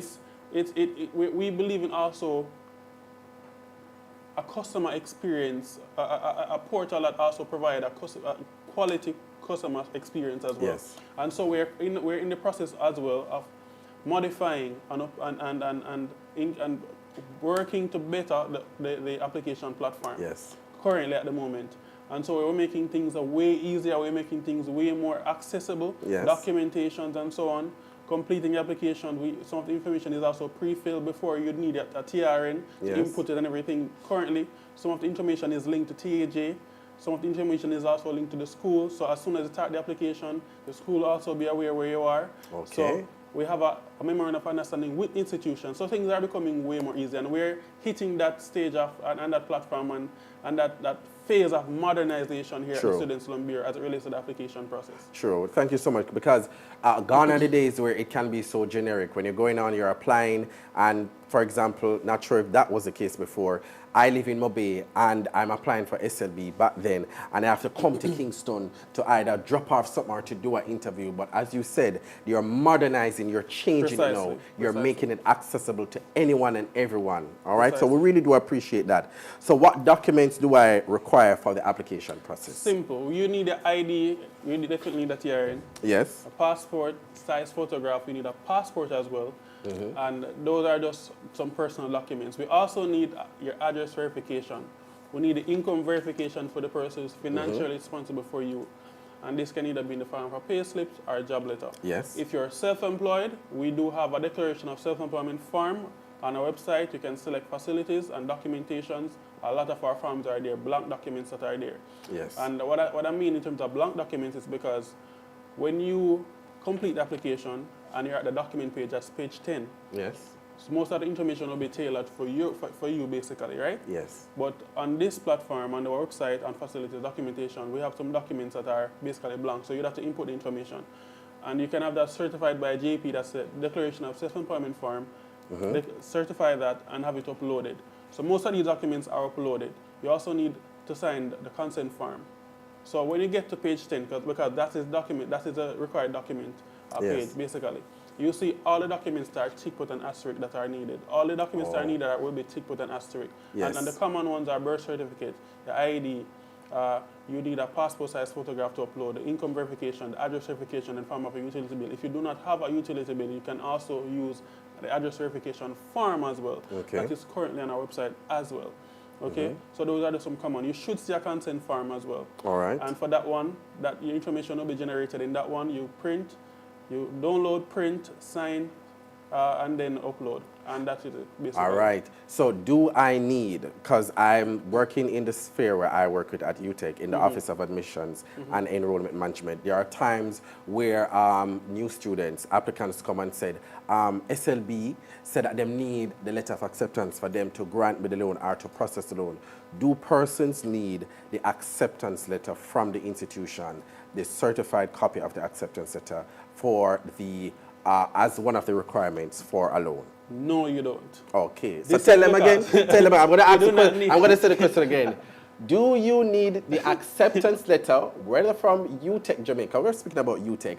UTech Jamaica as a part of the requirement for your loan to be processed. Go ahead, Mr. Harvey. Tell them. No, you don't. If I can I put it in patois? Anything at all? No, sir. No, sir. Basically, no, sir. Yes. You do not need an acceptance letter. This is because we have a integrated system with institutions, with UTech, right? So as soon as you start the application process, you don't necessarily have to wait on the acceptance letter, as a matter of fact. Start the application as soon as possible. As soon as you're fully accepted at the institution, the information will hit our application system, and so you'll be aware. So you do not need to submit any acceptance letter. You do not need to submit any transcript because your GP and everything will be presented to us. Okay, yes. You see what I'm talking about? So this is called modernization. Exactly. Modernization. Things are becoming way easier. We're moving past things from 30 years ago where you submit everything in paper and print and sign and everything. Yes. We're trying to modernize and make things easier for the Gen Zs, for the millennials, and for everybody who is trying to submit an application and pursue higher education. And that is what we're doing here at the Because we want to be real also as well. When it comes to tertiary education, the finance plays a big part, even if at the top of it. And it can be daunting, frustrating, because you need this document, you need to get that, you need to get that. And you can be so overwhelmed and discouraged and say, sure, can't bother with this because it is just too much. But I'm glad that SLB is playing a part as the one to push and the one to help persons achieve their higher education. And can I add? Sure.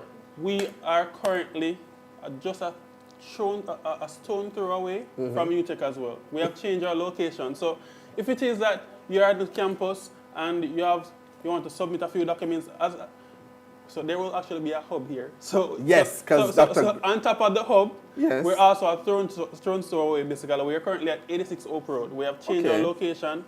We are making a lot of transformation. We're making a lot of transition. We are trying to bring ourselves, make it easier for persons to complete their application. Great. We are trying to get into the sphere and the location great. where persons are at. So just to add All that right. information, okay? Sure. All right. So do I still need a guarantor? No, you don't. No Okay. guarantor required. For the pays loan, no guarantor. Somebody type in the chat, no guarantor. Ha. So it get louder. Yes. Just type in the chat, no guarantor. Yes. No guarantor for the targeted. No guarantor for the pays. No guarantor for the postgrad. Yes. Students Loan Bureau, no guarantor. You can just type that in the chat, please. All right. So put it in the chat. No guarantor, exclamation, exclamation, exclamation. Yes. None of that. We don't need that anymore. All right. Thank you. So after completing the online application, what's the next step? So pretty much once you complete the application, and this is, you register, you start the application process, upload the relevant documents, pay the fees, because Yes. I must tell you about that. The fees actually is $6,250, and insurance fees, that actually depends on the tuition amount, Yes. basically, right? And I must tell you, also with the fees, persons who are on PATH and Ward of the State, they're exempt from it, so they're not required. So persons who are on the PATH program, you're not required to make payments for the processing fee. Okay. So And persons who are wards of the state? Ward of the State. that So is- do they need to show you something to verify that evidence that they are wards of the state or anything like that? Here's the thing. Once you indicate in the application, we have an integrated and a modernized system. So once you indicate that in Yes. the application, Yes. it will automatically be verified by the relevant organizations that you are certified ward of the state as well. Okay. And if necessary, we'll ask you to submit a letter Okay. or something in writing. All right. Okay, for further proof. Okay. So once you make the payment for the fees, once you make the payment and submit the application and you sign the contract documents, Yes. the ball is in our courts now. We're playing tennis here. Yes. The ball is in our courts.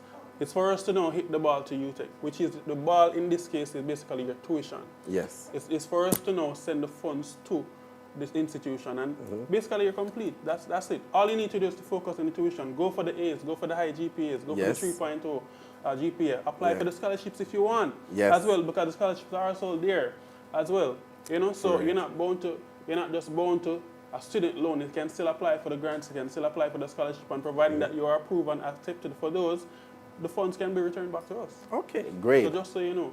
All right. So as you spoke about that in terms of the funds, how soon after applying does the funds become disbursed to the institution? There's no set time per se, but the sooner you complete the application, Yes. the easier it is for you and us. The sooner you complete the application, will indicate to the institution that this person's application is complete. We have statuses, status A, B, C, D, and as soon as they complete the application, we'll notify the school that, hey, Miss Jean or Mr. John Brown, yes, had completed their application, you can expect their funds at such and such time, Okay. and so on. And once you're cleared financially, Yes. you should be fine to Okay. pursue your education. But we want to get you out of the place of exam anxiety. True. It's too much to bear. I heard that thing on social media about holding up your stress, right? Yes. We don't want you to hold up such stress Yes. as it relates to pursuing higher education. True. It's 2025, and we believe in getting things done easily. True. Stress-free. You know? Stress-free. That is our one. Stress-free. No. All right. What are the benefits of applying through Student Loan Bureau? Because you do know that there are many other options there. But what are the benefits that will pull me to say, I'm going to choose SLB to fund my tertiary education? But here's the thing. We as an organization, we offer one of the lowest interest rate island-wide. All right. As low as 6%. I think it's as low as, it can be as low as 4% per annum. Anybody can do the math, they can tell me what do the math, check your tuition amount, check your program amount for the academic year, and then do a tuition, the interest on that. That's the lowest interest rate island-wide. And you can check among the others as well. Yes. We offer the lowest interest rate island-wide. Yes. Right? Also, we're not asking for your land title. We're not asking for your car title. We're Yes. not asking for anything, a toe, an arm, and a leg. Right? That we offer one of that's like we are at number 3. So we offer a moratorium phase, right? So Repeat that again. A moratorium phase. Okay. Moratorium actually means halt, Okay. right? So our pause basically. So you're not required, especially for the targeted loan, you're not required to start making payments until after you complete school. And this is 14 months after you complete school. But let's say you finish school May, right? Yes. You will not be required to start making payments until next year September. Because what? We want to give it time to breathe. We want Mr. Harvey, so I'm wondering if he's talking truth or if he's making this thing up. No, we're not. No, I'm not. No, I'm not making this So up. tell them again, after you finish study, you have a period in which you get that breeze, because you know after you finish studying and you graduate, you get that first class honors and they say, yay, Richard Davis, first class honors, yay, and then come now. You send out application, you do interview, no work, nothing. And sometimes that can be daunting. But you're saying that there is a break period that you have while it is that you do all of those things. You know, you get yourself rooted, get a job, settle down. Because sometimes, you know, you're going to want to have your look place, you're going to pay rent, you want to look a car, this, that. So continue. Exactly. So that's 14 months, 14 whole months. I don't know what you can do without 14 months. I know what I would do without 14 months. I don't know about you. But 14 months before you actually start making payments. And guess what? You can still make payments even while you're attending school. Okay. I don't know. So there's persons as well who, after taking the loan for the first year, work and travel, come back, pay it off, done. No repayment. Yes. As well. You know, you still have that option.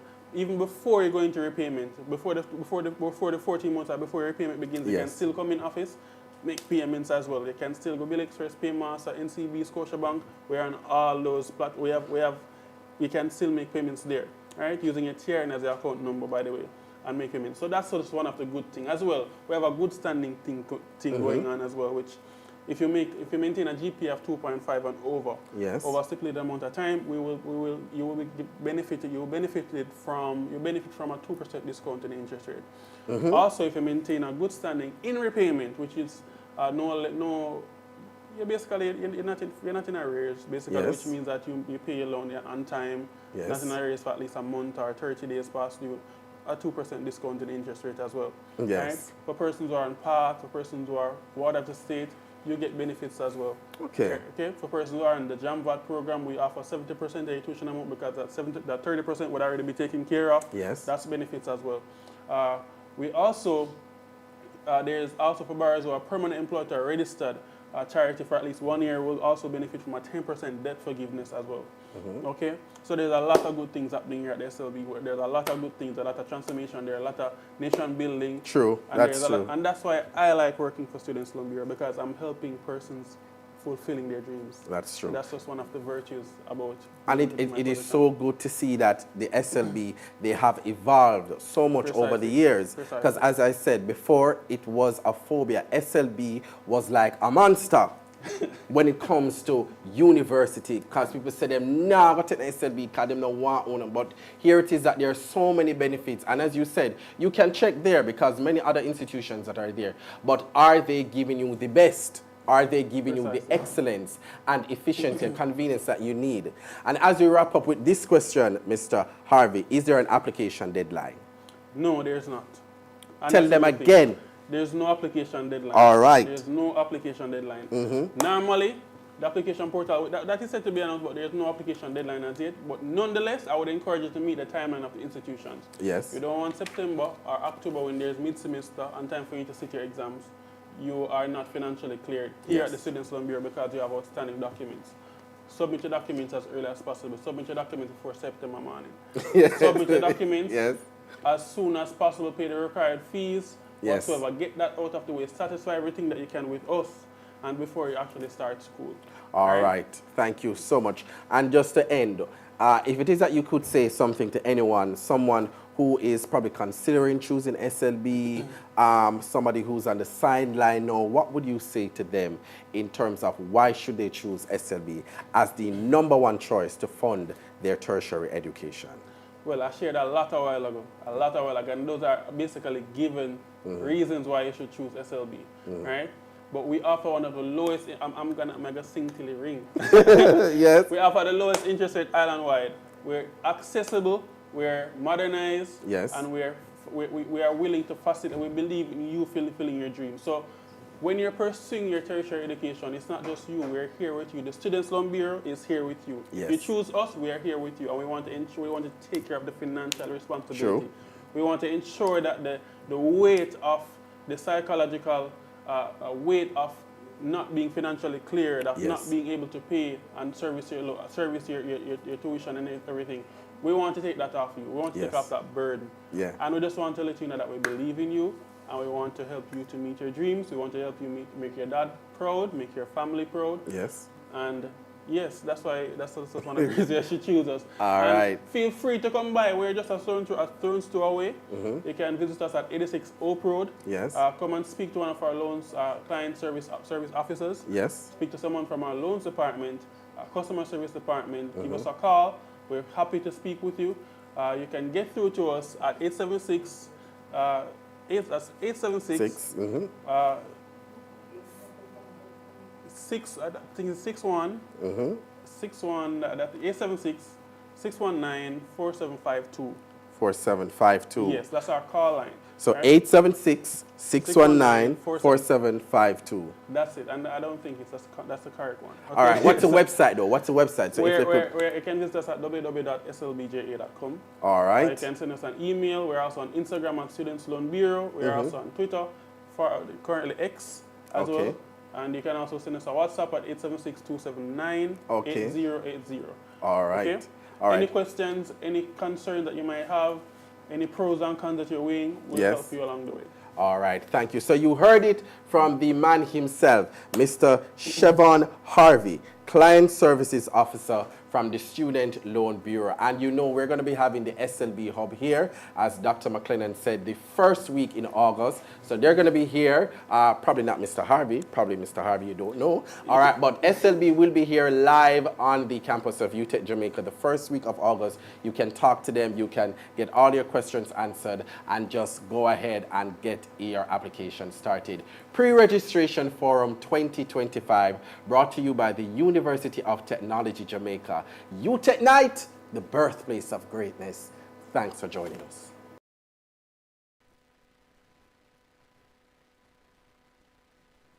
Away from a challenge, who are never afraid to dirty their hands, to jump in and get things done, who are never afraid to fail, to take a risk, to learn. You know them and aspire to be like them. And you can, because there's always room for greatness. Apply today. University of Technology Jamaica, the birthplace of greatness. Since being a student at UTech Jamaica, I have represented the university locally and internationally, have received scholarships, and have held student leadership positions. I started at UTech Jamaica at the age of 3 at the Cynthia Shackle Daycare Center, and now I'm back as a student. My experience on campus has been great. The staff are very family-oriented, the ancillary staff, even up to the security. Performing student ambassadorial duties and being named the highest academic achiever in my faculty are some of my greatest achievements. My proudest memories include being a recipient of the 60th anniversary scholarship, as well as the... Welcome back to Pre-Registration Forum 2025. I am your host, Richard Davis, brought to you by the University of Technology Jamaica. So we have the UTech Nights. You are listening. You just heard from Mr. Chevon Harvey, the Client Services Officer from the Student Loan Bureau. All right, you heard a mouthful on the different options that you have with SLB. You're not afraid of them because they're there to help you fund your tertiary education. And joining us right now, we have a young man with us. All right, he is Mr. Bradley Beadle, and he's the marketing assistant at UTech Open School of Lifelong Learning and Professional Development. All right, and you might be wondering, what's that? How does that relate to me? All right, so we're going to be asking him a few questions. So, Mr. Beadle, how are you doing this afternoon? Good afternoon. I'm doing well. Okay, doing great. Okay. Not nervous? A little bit, but I'm okay. Yeah, man. All right, man. Everything is good, man. All right, so, Mr. Beadle, how can UTech Open courses help me to matriculate into UTech itself? All right, so to start off, for persons who might not know about the UTech Open School, it's sort of the continuing education arm of the university. So here we offer pre-university courses and associate degrees that assist persons. We offer alternative pathways to help persons matriculate into the university. So for example, for potential students leaving from high school, you may not meet all the initial or necessary requirements for your program of choice or study. You can come to UTech Open where we offer foundation courses. So you might not have the CSEC math, English, sciences, whatever you might need for that course of study. We offer foundation courses. So that's our pre-university courses where you can come, have it completed, and it serves as an alternative to assist you to matriculate into your program of choice. All right, thank you, Mr. Beadle. And what are some, because you mentioned earlier, foundation courses. So what are the foundation modules that are offered there? So the foundation modules that we offer foundation math, we offer the sciences, the fundamentals of biology, physics, chemistry, principles of economics, accounts, foundations of academic literacies, which is sort of for the English language persons, and developmental English. All right, so for some of these foundation courses, they will help to matriculate into the various programs. So for example, the business administration, the bachelor's of science in business administration, if it is that they didn't meet the full requirements initially, the 5 CSEC, some of these foundation courses will help them to matriculate, for example, into the BBA program? Yes, exactly. Okay, thank you. That is very good indeed. And are the courses at UTech Open offered part-time, full-time? Well, we have a mixture of both part-time and full-time courses to meet students where they are. Yes. So once it is that you apply for your program of the course of choice, then the schedule, you can pick your schedule. It's full flexibility. Okay, cool. So we have classes for full-time persons throughout the day, and we also have nighttime classes. Okay. Is it online or face-to-face? It's a mixture. So we have hybrid. Majority of the courses are hybrid courses, online and face-to-face. We have a few that are only face-to-face. Okay. The majority is hybrid. All right, thank you. All right, are there any other locations for UTech Open? Yes, so we are located here at the Papine campus, as well as our Western campus and Ocho Rios. Okay, when you say Western, meaning Montego Bay? Montego Bay. Okay, all right. So there you have it, everyone. You just heard from the marketing assistant at UTech Open School of Lifelong Learning and Professional Development, Mr. Bradley Beadle. Thank you so much. I'm sure that you have informed them in terms of another pathway to matriculate into their choice of study and choice of program at the university, all right? All right. So thank you for joining us, Mr. Beadle. Thank you for having me. All right, you're welcome. So the University of Technology Jamaica Pre-Registration Forum 2025, all right.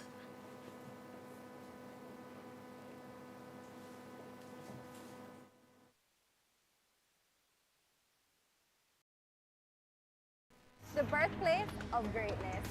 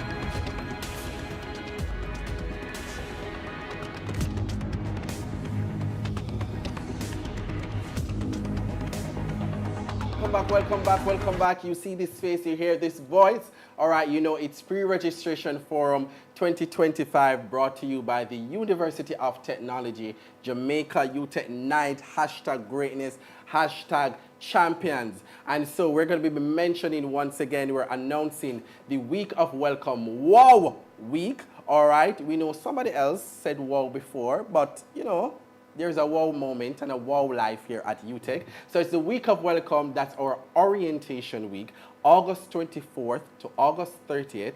It will take place right here at UTech Papine main campus. There's many things that will be done for that entire week. You're going to be meeting some movers and shakers. You're going to be knowing about the products and services, the different offerings, so many things happening, and entertainment as well. Prizes, probably, and surprises. All right, so for the week of welcome, August 24th to August 30th, right here at UTech Papine main campus.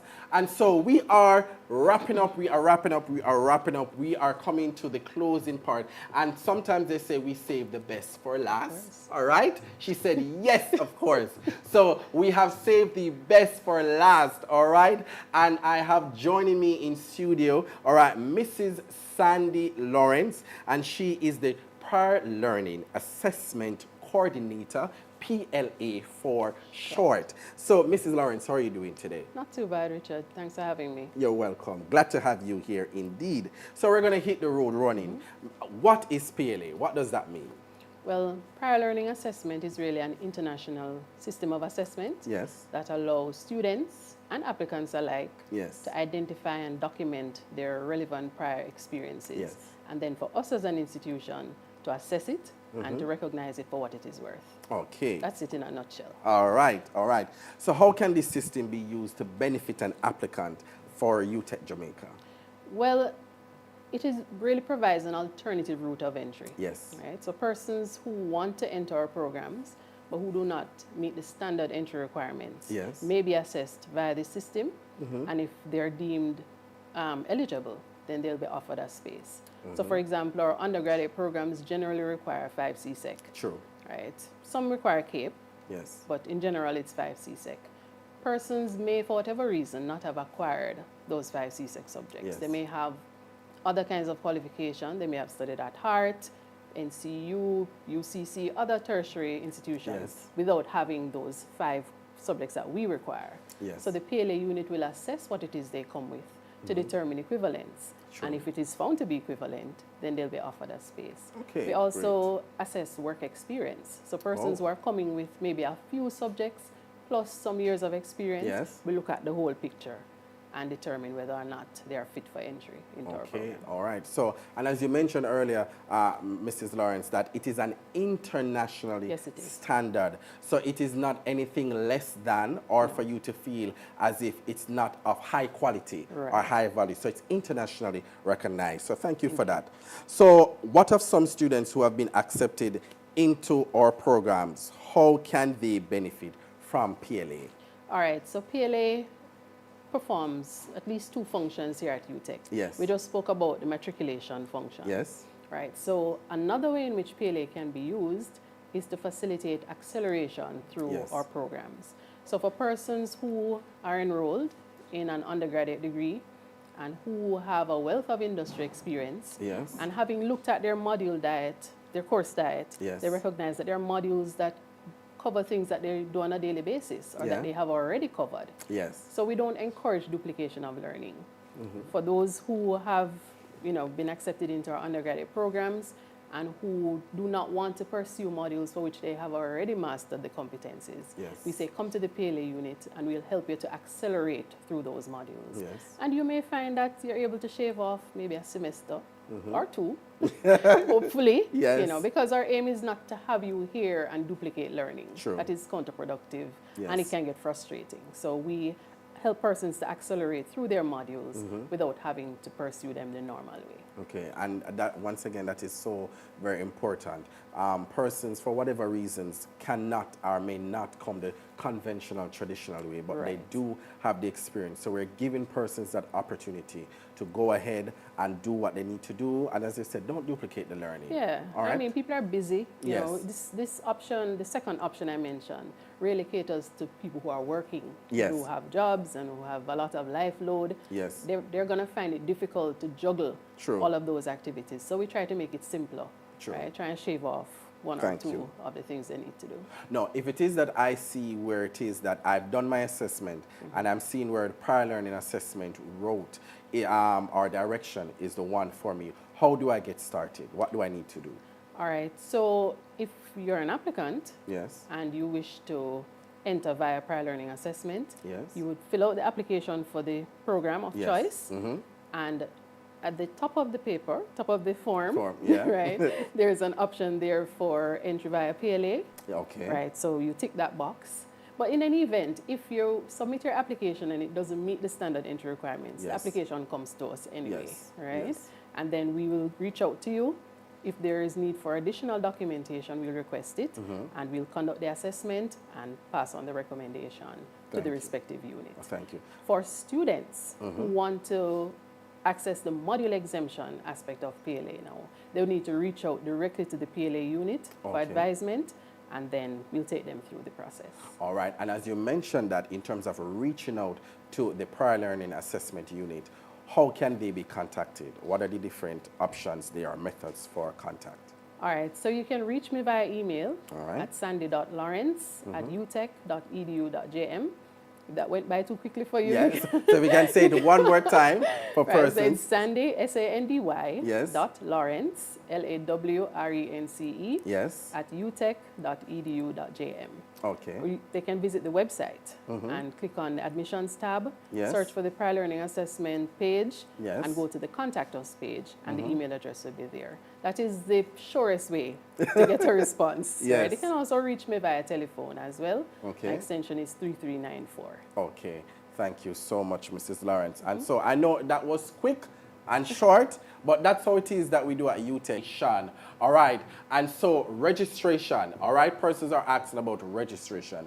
Registration starts for the new academic year, August 18th, okay? Registration starts August 18th. That is where the portal opens up for new students, returning students. All right, then portal opens up on the 18th of August. That is where you go to select your modules. For those, well, the new students coming in, there's a fixed module diet. It will be there. For all the returning students, the link will be there. Select your modules and do all of that and go through the registration process.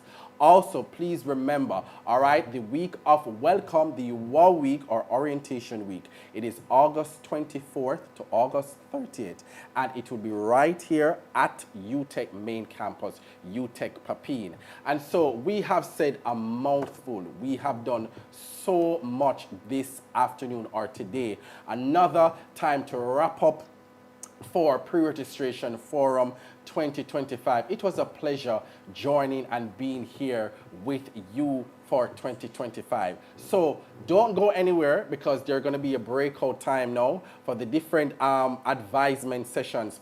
You'll be doing your different programs, so you'll be going into your different breakout rooms, and you can ask questions more specifically geared towards your program. So we heard from SLB, we heard from student financing, we heard from the registrar from the university, we also heard from the enrollment officer, and we heard from the lovely, all right, Mrs. Sandy Lawrence from the prior learning assessment unit. So much happened today, and I was glad to be your host for today. I'm sure you've learned a lot, all right? And so right now, remember, this evening, we're going to be having the postgraduate pre-registration forum this evening at 6 p.m. right here. We're going to be on YouTube. Oh, remember also, you need to visit our YouTube page. All right, go there, and the handle is UTech Jamaica, at UTech Jamaica. We're also on Instagram. We're also on TikTok. We're also on Facebook.